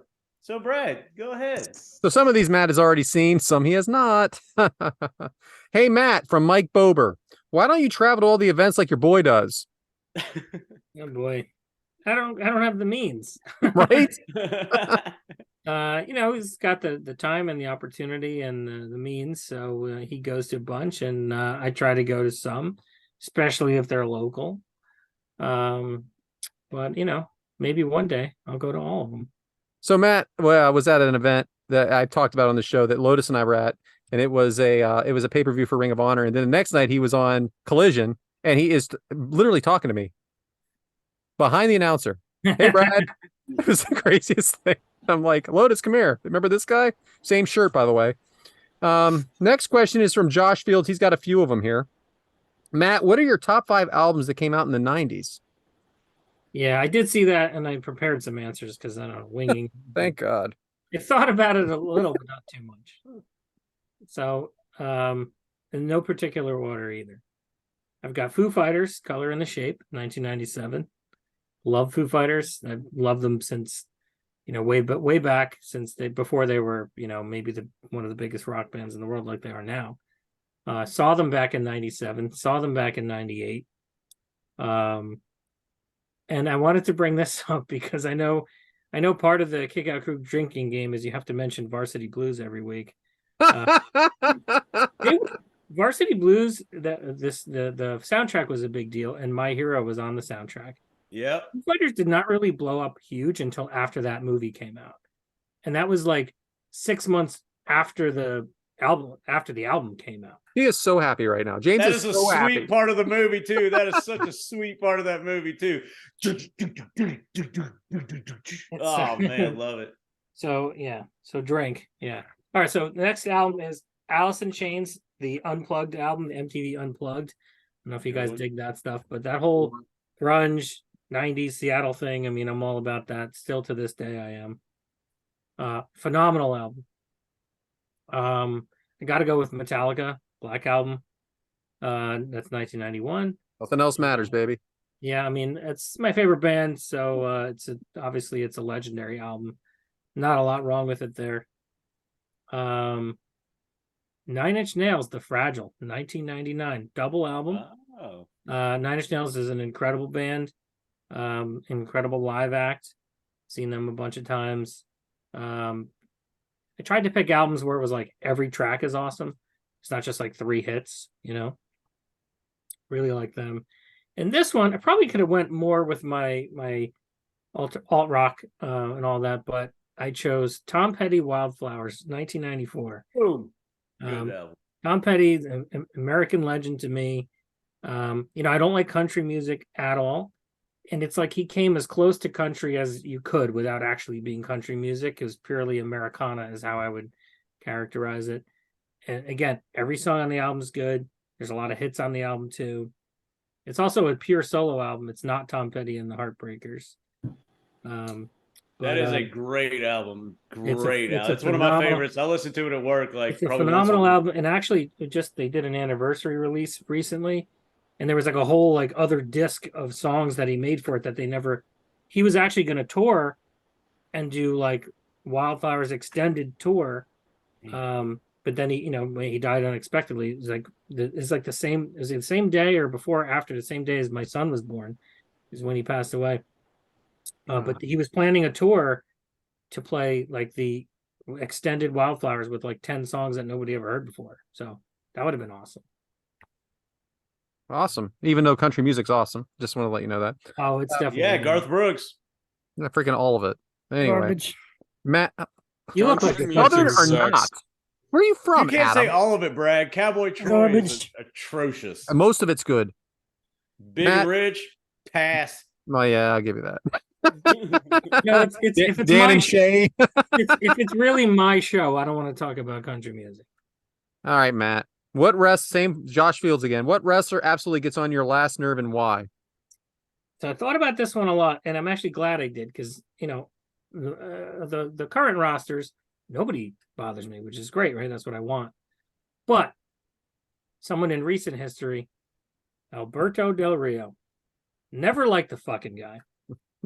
He had some in-ring talent, but I think he was pushed. I mean, I feel like Vince saw his body, pushed him to main event status. Never really felt like he was a main event guy. He was world champion a million times. Just never really did anything for me. He was a top guy for a long time, and I never really liked him. Then I watched AEW this week, and I said, "Oh, I know who really needs to be on this list: Bryce Remsburg." I know he's not a wrestler, but I fucking hate his guts. Wow. That's a referee, just so everybody knows, Adam. I know I said Adam there. I think I don't like how he acts. The best referees are the ones that you don't know are there, right? Like an umpire in a baseball game. He hams it up and he annoys the shit out of me. Wow. Ref and review. Our very own. Finally, Matt, what's a match you really enjoyed that doesn't get a lot of love when people talk about great matches? Which, I mean, I have to say, you've done 2 today. Yeah, no, this is right. Those 2 both qualified. But here's one that I think never gets talked about, and there's a good amount of reasons why. The main event of WrestleMania 35, Becky versus Charlotte versus Ronda Rousey, winner take all. I love it because I was on the Becky train big time back then. I still am. I thought that whole 2018-19 run she had where, the Bloody Becky and all that. That was like some of my favorite shit ever. I was really hoping that they would do the triple threat. I was in attendance. It was at MetLife Stadium, which is right where I live here. Problem was, it was not the best match that any of them ever had. And it started after midnight. And that week, I went to Impact on Thursday, TakeOver on Friday, the New Japan Ring of Honor G1 on Saturday, and WrestleMania on Sunday. And it was like When 7. was SmackDown back then? Tuesdays? That was still SmackDown was still Okay. earlier in the week. Gotcha. And it was a 1-day WrestleMania, but it was like started at like 5 Oh, I remember. Yeah. and it ended at like 12:30. Yeah. And Kofi Mania was earlier in the night, which was fucking awesome. And I swear to God, the Becky match was like 2 hours later. Yeah. No one had any gas left in the tank after Kofi Mania, myself included. But I was rooting so hard for Becky. It is a good match. It's an important match, right? Women headlining WrestleMania. And I just wish people gave that a little bit more love. All right. So now for the questions you don't know. So Goonies fan number 5 wants to know, who's better in ring, Bryan Danielson or Shawn Michaels? Oof. Technical wise, probably Bryan Danielson. I don't know if anyone's better. He had that's named after him. The technical award is named after him. You know, Shawn Michaels had more of the pizzazz factor, probably more so than Daniel Bryan. You know, so there you go. Fair enough. Mickey's Delight wants to know, Arby's or Wendy's? Definitely Wendy's. I've only had Arby's like 2 or 3 times in my life. It's funny because Arby's is not really prevalent around here, but there was one walking distance from the apartment my wife and I lived in for several years, and we just never went to it ever. And The answer was Arby's. Sorry. They got the meats. Yeah, Womp, Arby's womp, and womp, Arby's and womp. country music, right? Arby's and country music. And finally, Florida Woman 1995 wants to know, what is the best part of New Jersey and why is it Sea Isle City? I've never been to Sea Isle City. Don't know where it is. Not a day goes by in my life where I don't hear of the name of a town in New Jersey that it's the first time I'm hearing. For such a small geographical place, there's endless cities and people here. I'm a big fan of my area. You know, I live right outside of New York City. So New York City is like an accessory. It's not something I have to deal with unless I want to. But yeah, I mean, I live in a good area here. You ever been to Medieval Times? Oh yeah, I could. Right by you, right? The apartment that I just referenced, where I could walk to Arby's, I could also walk to Medieval Times. Yeah. All right, fantastic, Matt. Thanks for thanks to all our fans for the questions, and thanks for answering, Matt. You're welcome. There's one more late submission. James from Melbourne wants to know, in Jersey, how many gallons a day of hair gel get used? In my house, 0. How many tanning bed bulbs are sold each year? Definitely, Right. there's a lot of. Who has the most orange skin? Do you know Paulie? Right. I can't even do it. Is this a 2009 throwback episode? Of Kick Ass League? How many Tide Pods are used on a weekly Yeah, how much basis laundry is in New actually Jersey? Wow, we're taking a beating here. All Is right. it truly the armpit of America? No, it's the Geographically- asshole of America. Boom. Shout out to our Jersey listeners. All right. I mean, Philly is way fucking worse. Let's. Yeah. That is Yeah, true. What do you mean true? Have you ever been Maybe here? just Pennsylvania Yeah. in general. NFL draft in I've Philadelphia. been to My the good cousin's side a of huge Giants fan. Pennsylvania. Shout out. He had a shout out to Giants the jersey Yinzers. on. Shout out. Philly fans were literally pouring soda on us. It was disgusting. Fuck That's Philly. it for me. I know we got a lot to go, so back to you, James. Hell yeah. Well, hey, why don't I just ricochet this one and only towards Adam? So, Adam, you're up. What you got for us? I mentioned this earlier about the whole war between NXT and AEW this past Tuesday. While we're recording, it was this past Tuesday, but it ain't necessarily the rankings or whatever the turnout I'm really wanting to talk about. The stuff that has been said online on Twitter, whatever it's called. You have the owner of one company on there just saying stuff to the other company, and it just comes off as not very professional. And if you're going to have, and I want y'all's opinions too, if let the wrestlers do the back and forth war or competition, but I don't need Triple H or Shawn Michaels or Tony Khan or anybody that runs it, owns it, whatever, going back and forth on Twitter, jabbing with each other. I mean, that's not supposed to be professional. So, do y'all think that maybe sometimes maybe these owners or CFOs or head of creation or creative everything, they just need to shut their mouths and just let the wrestlers do their thing? Yeah, Or let's do y'all leave like dogs it? alone. Do y'all like it when they get involved? No, I don't like it. I don't think he needed to say a word. I don't think he needed to say a word. I mean, obviously WWE brought their A game.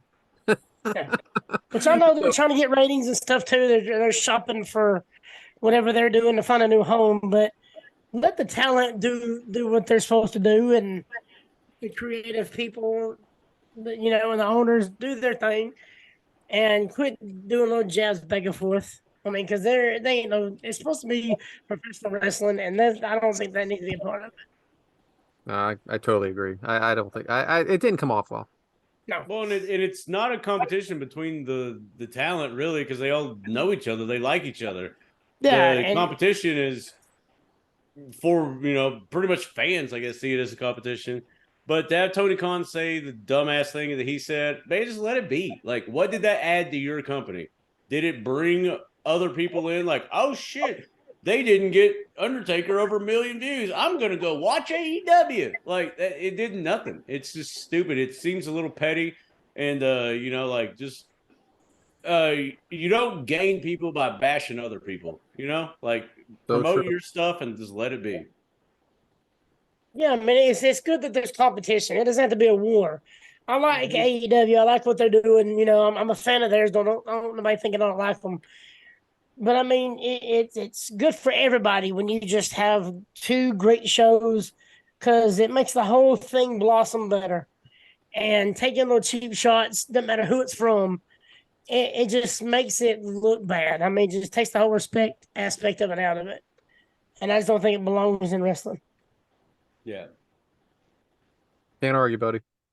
So that was just short and sweet. Something I was thinking about, because I mean, just if you want to promote your stuff, that's fine. Promote and promote and promote the hell out of it.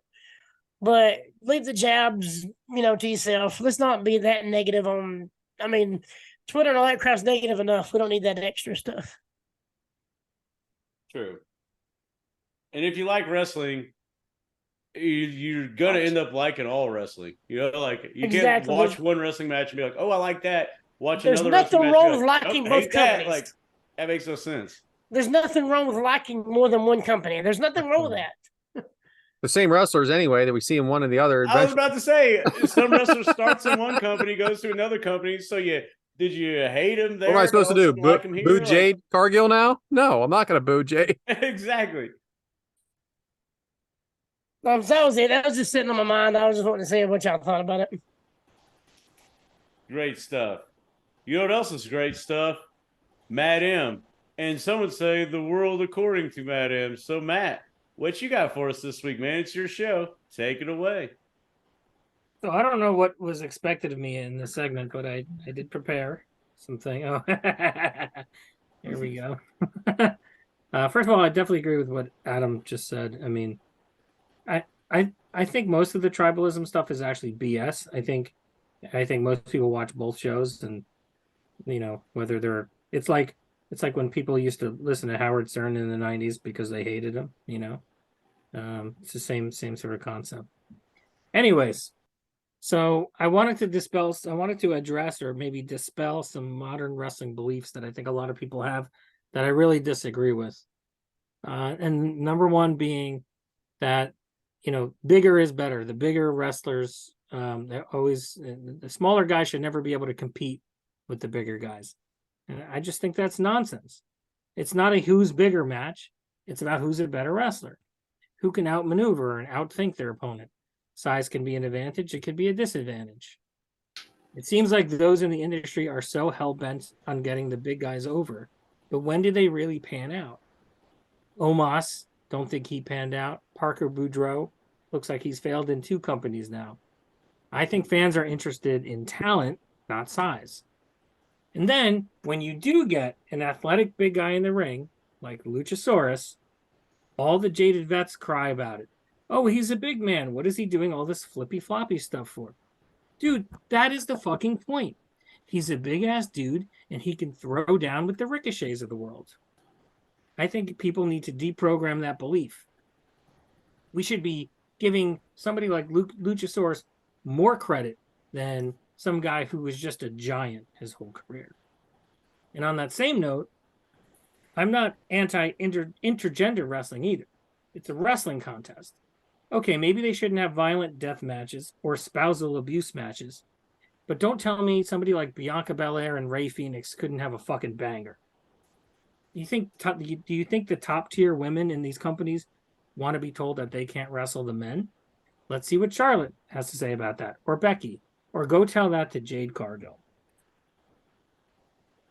Nice. That was rant Sorry, number one. I got two more if you guys are interested. Oh yeah. Let's go. All right. Next common complaint that I hear that I totally disagree with is how today's young wrestlers plan out all their matches. So what? Are you saying they should be putting less effort into their jobs? I don't know about you, but I do a much better job at my job when I'm the most prepared. Criticizing these guys for working hard and working together to come up with great matches seems preposterous to me.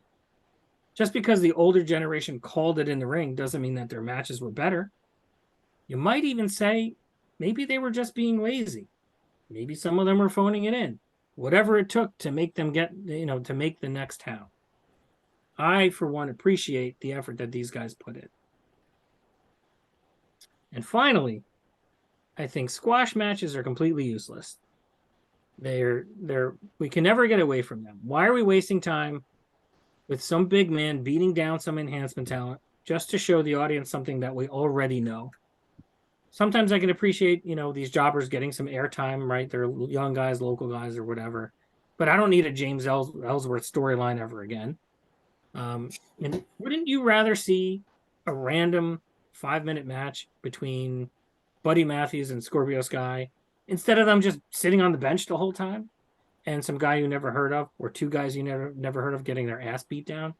I know I'd rather see the guys that we know are talented. The moment I saw the first vignette from Veer, I knew he was never going to amount to anything. There were weeks of vignettes and then weeks of pointless squash matches. And then he was gone for weeks. And then there was more vignettes for him. And then he came back and had more squash matches.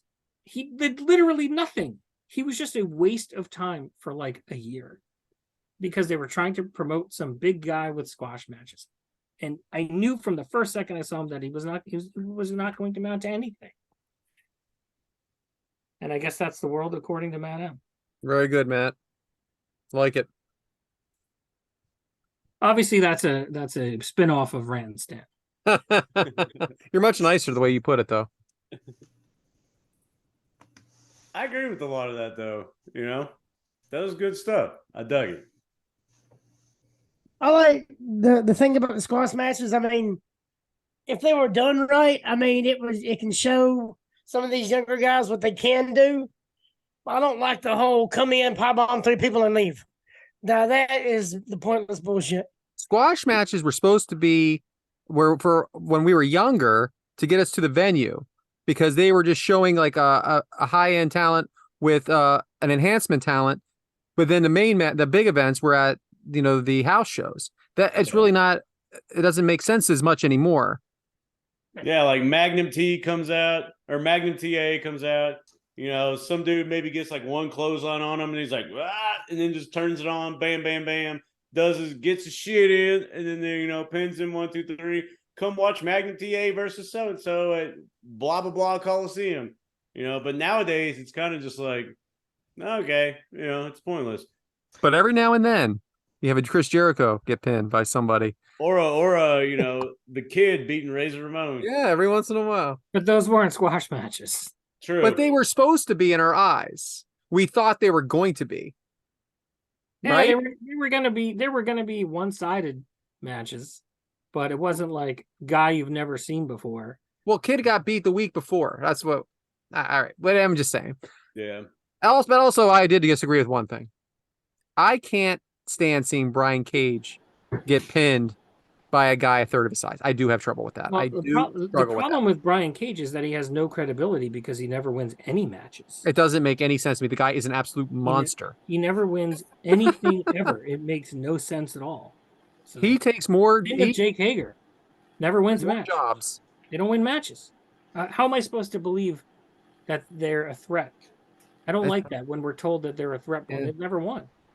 That's the if only one Big- that really bothers me, though. If Really. Big Show had a match right now, they would try to convince us that he had a shot. Why would he have a shot? He hasn't had a competitive match in a decade. So what if next week it was booked for a squash match for Brian Cage to finally give him like Well, the he win? does do it, doesn't he? I mean, how old is this guy? We're giving him squash matches to build him up now? Yeah, right. He What's should be. up? That's true. Well, I do want to be a little devil's advocate because I think there's time and place for a squash match, but there's also certain wrestlers that can be your wrestler that gets squashed. Like one of my favorites is Fuego del Sol.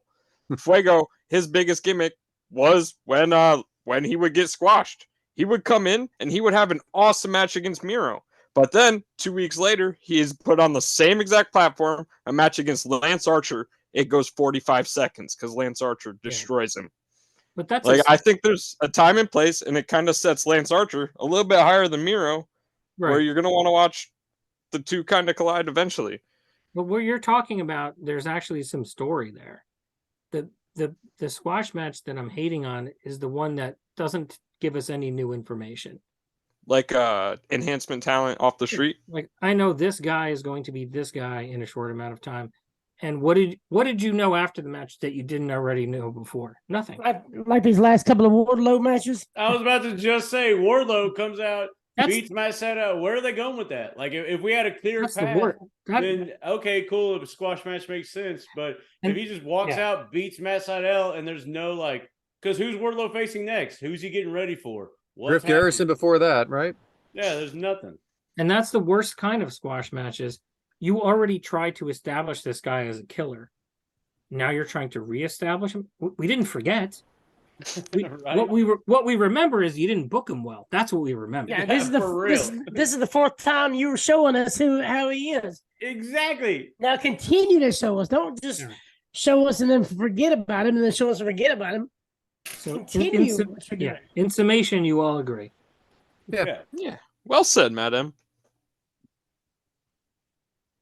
I like that. Yeah. And now comes the worst part of the episodes that we do 78 times. My turn to talk. Because Lord knows it's the best.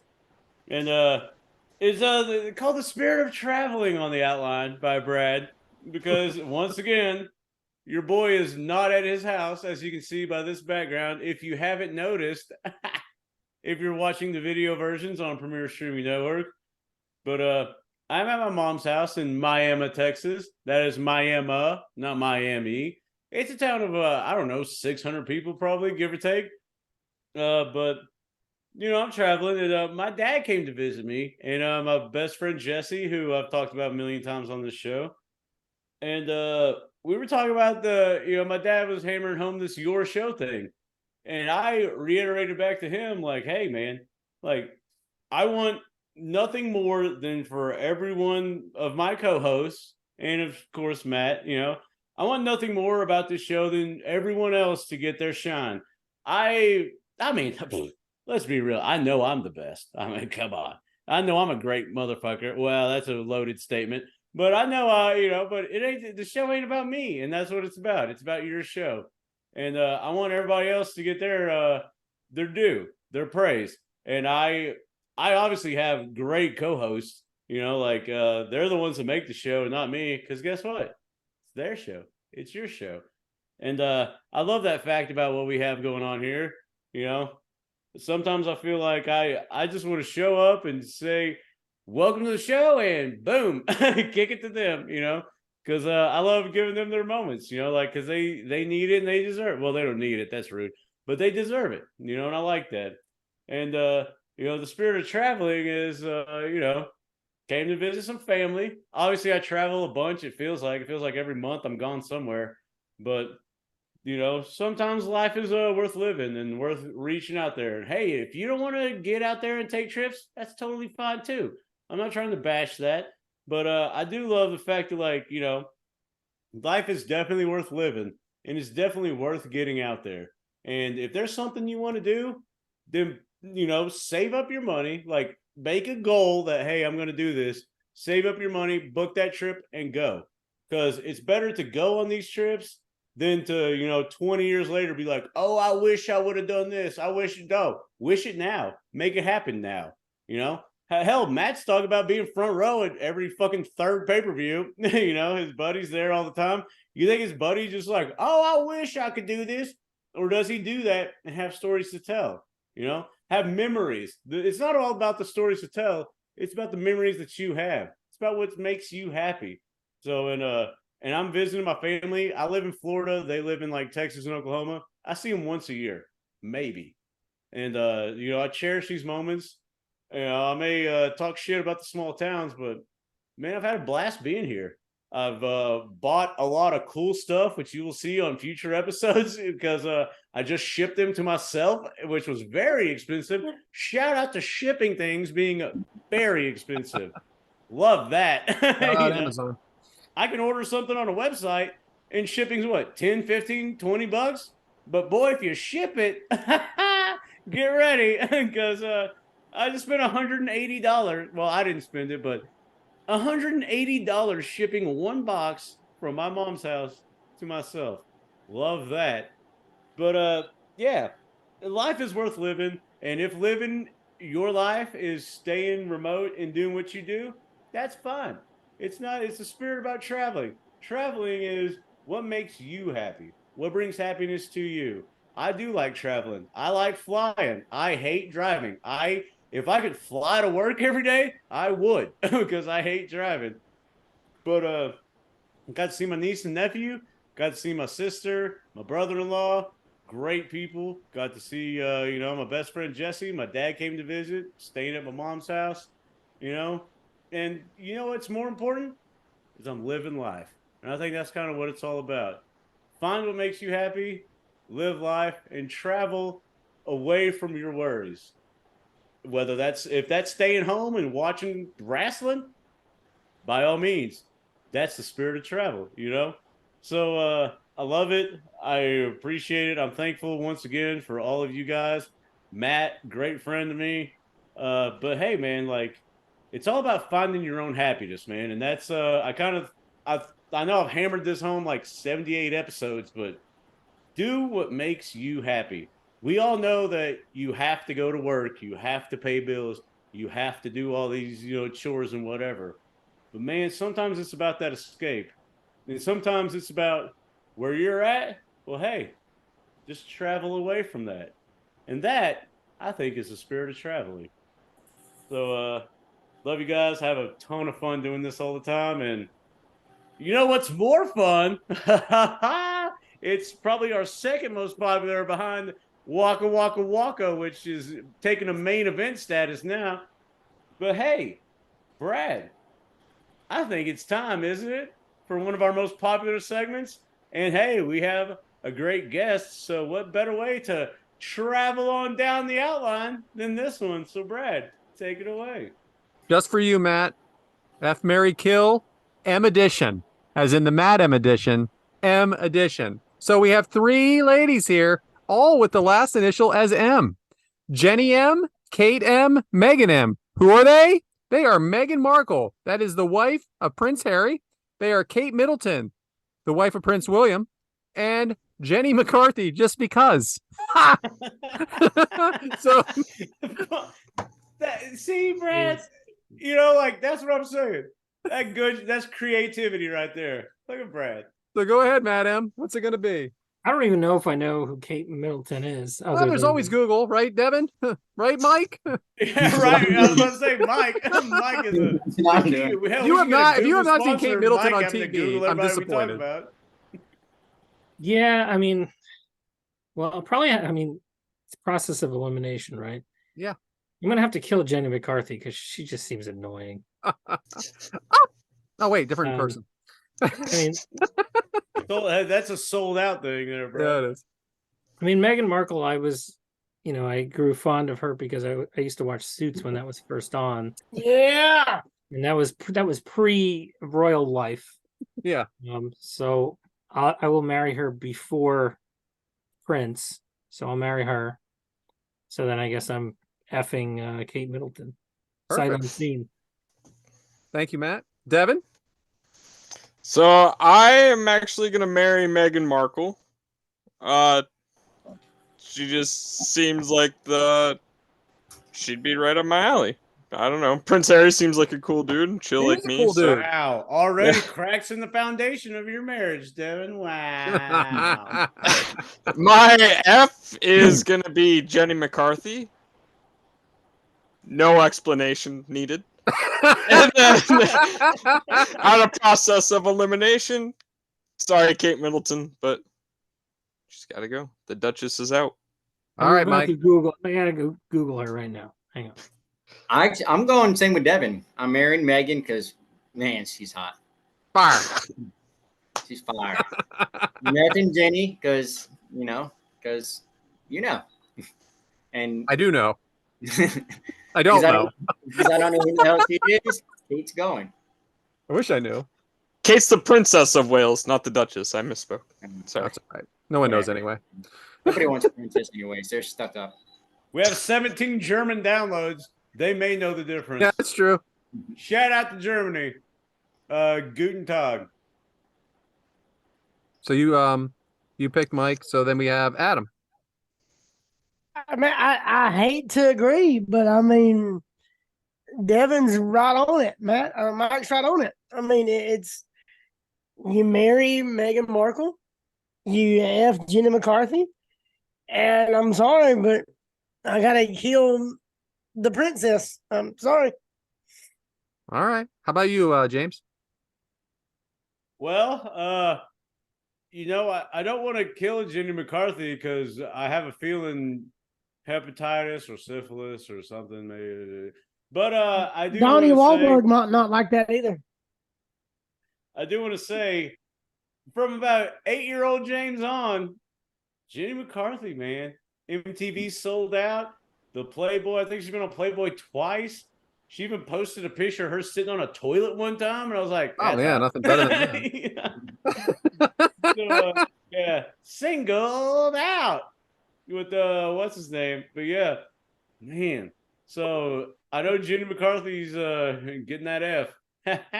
She's getting that 3D, and I mean inches. But let's see who else. It's gotta be Megan. Yeah. Yeah, I'll have a lot of fear, but zero fear, and 3. You know what I'm saying? She can't see that or feel it either, I guess.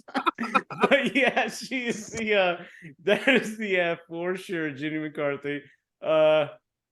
Kate Middleton is probably taking the kill because Meghan Markle's pretty bad, bro. So I tend to agree with everyone else, like Not Matt. Matt was different. He killed Jenny, didn't he? Yeah, but shout out to Suits though, man. Such a He good got her show. before the.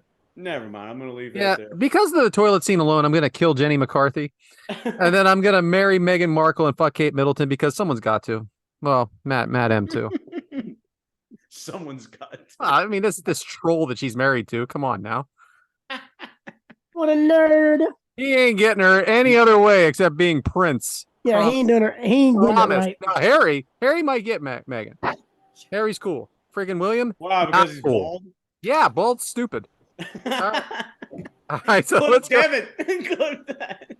let's go with the gentleman. Bald, stupid. So, same theme. We have John M, Brett M, and the original Matt M.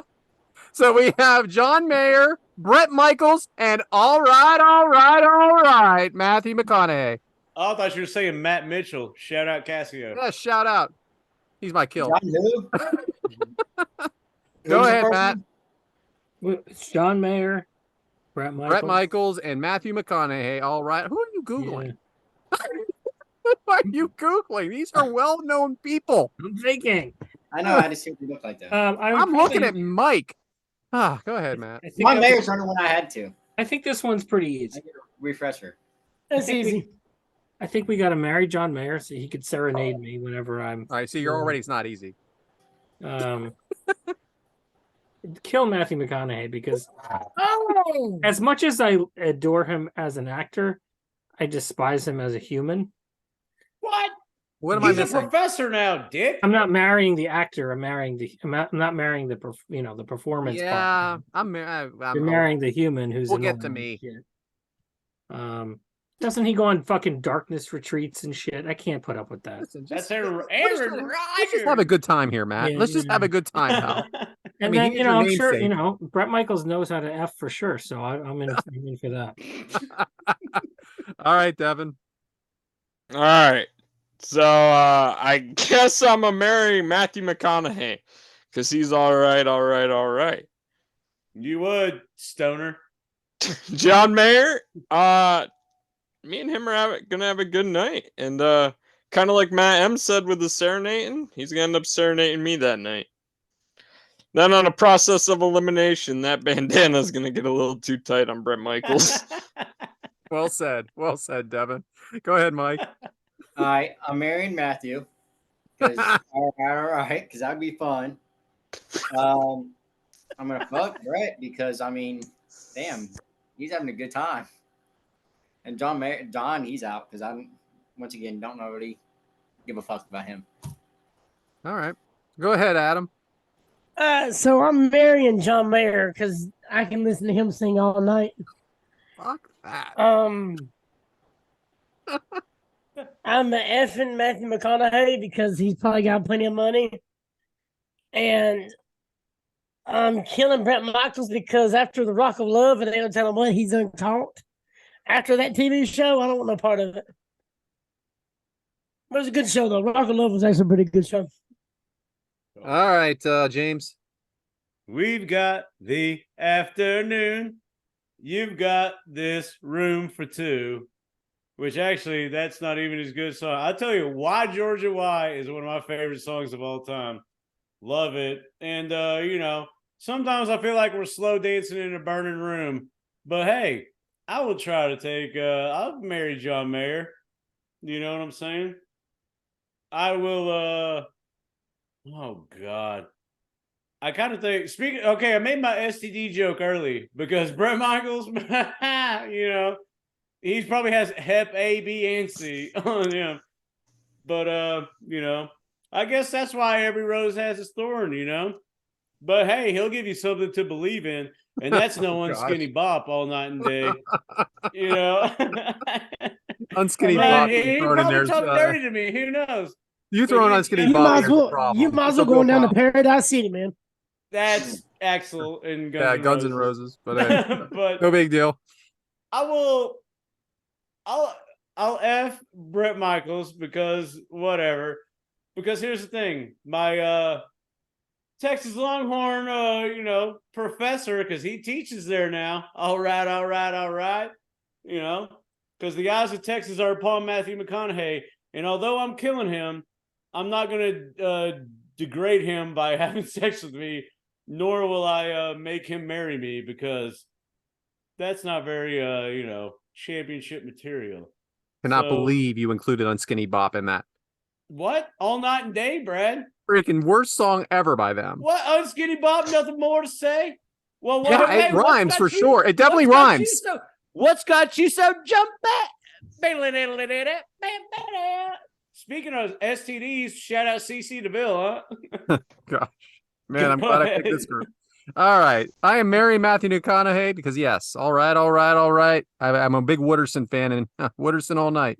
So Brett Michaels definitely my fuck because you know what, he knows what he's doing. And I'll take my chances. John Mayer, you get the hell out of here. He doesn't even know how to get it done. Fair.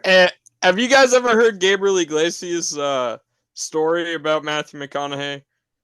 No, I but gotta if you've eventually heard you'll it, tell then- us. No, No, but they- give me you'll something to know. believe in. He would be a fun F. So Perfect. All right, that's it for me. Thanks for playing, Matt M, and everybody else. M edition. Love it. Well, that didn't give me anything to believe in. I'm sorry. All right, James, that's you now. I like it. Well, if you had fun watching this episode, guess what? You have a lot of fun watching, what everybody else is watching. So, Devin, what is everybody watching? This week for my Devin's demographic, it's not going to be about a show. Well, more or less, it's about a character on a show. So recently, one of my favorite character development arcs in all of pro wrestling has happened on Monday Night Raw. Ever since Jey Uso has come over to Monday Night Raw, we've seen this complete change in Drew McIntyre. Where Drew McIntyre, he's not wanting to be helpful with anyone anymore. He's wanting to do his own thing. He's been screwed over by everyone in the past, and he's finally out really being like a lone wolf. I think this Drew McIntyre, I think this character definitely has a lot of upside to it, and I think it's just the next step in Drew McIntyre becoming that top guy for WWE. I think if you haven't been paying attention on Raw, then you definitely should be. Because did you see in the background of someone's interview, Drew McIntyre was in the background talking to Rhea Ripley. I did see that. But Yeah, I'm not judging anybody's day, There's a lot of little things happening behind the scenes, and little things happening with characters now in WWE. It's complete change than like a year ago. And I think this new Drew McIntyre, the man that didn't get his shine because of COVID, the man that didn't get to like show the world what he truly is and be the champion that everyone wanted, is now he might be coming back to get that gold. Seth Rollins might want to watch out. All these changes, little changes in creative, kind of sounds like somebody else may be in charge of creative, huh? With Triple H's? Yeah. That's some good product placement there. No, I'm liking it. I think it's fun. Definitely pay attention on Raw if you guys aren't. All right. You got it. Back to you, James. Hell yeah. Well, Adam, what do we have next week? So as it stands right now, unless something changes,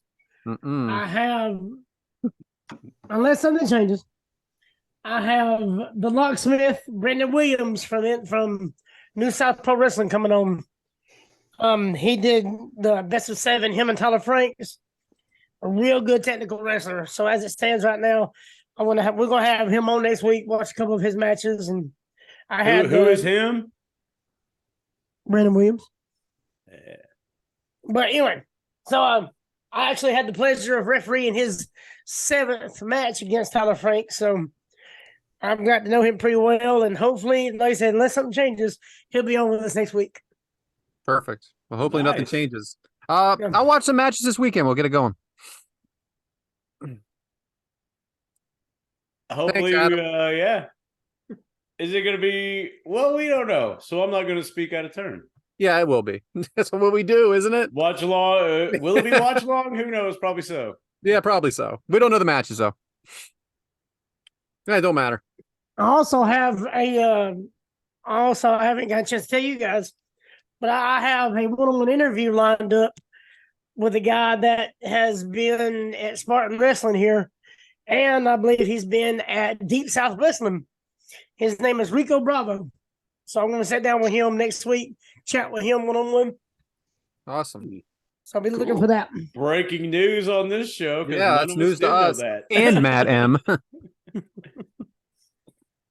And I do want to mention, if you like the Netflix show Wrestlers, why don't we start a movement to get New South Wrestling on the new season of the Wrestlers? Because your show loves it, and we all know that you love it. And hell, we've talked to a third of the roster, it feels like now. So why don't we start a movement about New South being on the Netflix? Freaking love it. Set it Because to Rondo. what better promotion than to put on that show? What better, personalities? What better people? What If better Tom talent? Sanders is not a character, who is? What better talent to put on there also? So let's start this. We want New South on the Wrestlers. So let's start that. And I just wanted to get that plug in there. Hashtag season 2 New South. All right, I'll figure something out. Yeah, Yeah. we'll figure out the hashtag later. But By the time you hear this, yeah. But as we grow to the conclusion on my outline, the number 20 is very small for some reason. Don't know why. But Matt, loved having you on. You're one of my good friends. You like the Giants. It is what it is. I'm friends with people who like teams I hate because, Brad, Devin, but hey, it's whatever. But Matt, loved having you on, bro. You're one of the homies, as always. We'll keep in touch. I'll try to reply to messages. But that being said, you got anything you want to throw out to the people before we bring it on home? I want to say thanks for having me. It was awesome. I was really looking forward to it. It was really fun. I would love to come back one day if that's an option. Always, man. It's your show. You'll definitely be back. I appreciate that you guys, spent time watching the matches that I chose. I think I chose good ones that you hadn't seen and that were awesome. And I think that was Hell yeah. I think that was fulfilling. Thanks to Brian for putting together the visuals that that takes time and effort. This is awesome. I really, really was looking forward to it. The text messages that wasn't a work. That was a shoot. There was a lot of texting. a lot of texting. I think you're the only guest that gave Bryant a shout out, so shout out to that. Oh, all right. Who? Yeah. No, good stuff. We didn't talk about, you mentioned it last week when you guys were forming the Kickout Crew. I was asked to be a part of it. Oh, we didn't mention that. You We were did. like, we said well, it. outside of Pyres, you're like the third person I mentioned. So I did decline, and it hurts that I did that, but I just yeah, think- man, you're I here. wanna- You're part of the crew too. I want to Don't set the worry. record straight. It's not because I didn't think it was an awesome idea, and I am in fact jealous that you guys get to do this every week. I just think with a young kid and a pretty demanding job, it wouldn't have been fair to anybody, you guys or them, for me to try to make a commitment every single week that I probably wouldn't have been able to make. You might say, well, you're able to listen every week. Well, that's because I can listen while I'm working. Yeah. Finding the time to actually record, I feel like I would have been half-assing it, and I don't like to half-ass anything. Yeah. Well, I mean, Yeah. missing shows is something that I definitely dribble on over to Devin, so but I digress. And hey, and here's the thing I want to leave our listeners. What's the over-under of how many episodes Devin will be on here? Give your comments at our Kickout Crew Twitter. I bet 5. I missed 3 shows and I get a lot of shit. I'm I saying mean, moving forward, how many more episodes do we have, Devin? Stay tuned. all right, I don't know. Keep This going. was actually Bring it. this was a backdoor interview for me to be his replacement. Yeah. You're supposed to keep that on the down low, man. What are you doing? For real, man. We're gonna have the Bachelor for people that want to replace him. Yeah, the requirements of being on the show. You can't And be we'll hang up natty engaged. lights. If you're gonna be like making it to the next round, like you get this week's natty light. And they were like, oh, thank you, James. Yeah, the requirements being a member. You can't be engaged. You can't be married here recently, and you can't like Sammy Guevara. Well, since the heel change, I don't know. Oh, Devin's turning on his boy.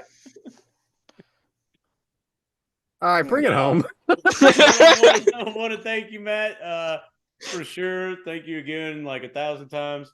Really appreciated it. You're the homie for sure. To me, I don't give a fuck about them, but yeah, you're the homie to me, for sure. But well, it looks like, is it about that time? About that time. Well, the tape machines are rolling. And you know what else is rolling? The cold, refreshing taste of natural light. And if you are a company and you're down to advertise with the Kickout Crew, well, just shoot us a DM because, whatever. But also, I do want to point out, Have you got your show's t-shirt? Well, that's at angrylemonade.net. So why not sign or go to there, get you some merch? And why don't you show your friends your show? Buy your t-shirt. And I just want to put that out there. That being said, I think we had a fun episode here tonight. I think we had a good time. And what more importantly, we had a great time and we smiled. And we were able to tell that story. And the only way to tell that story is to be there in the moment and not let your life's troubles pin you down. Because what do we say on your show? When life gets you down, when life pins you down, when you think you have nothing else to give, always remember you have the most to give. Fuck the opposition. Didn't want to say that too loud. Got family here. F the opposition, because guess what? They can't pin you down. You know why? Because you kick out it too. Because that's what we do on your show, The Kickout Crew. Want to thank Matt for joining us. Want to thank everybody for joining us. And always remember, kick out at 2. Because that's what we do on your show, The Kickout Crew. And once again, I guess we'll see you next week. Goodbye. Peace.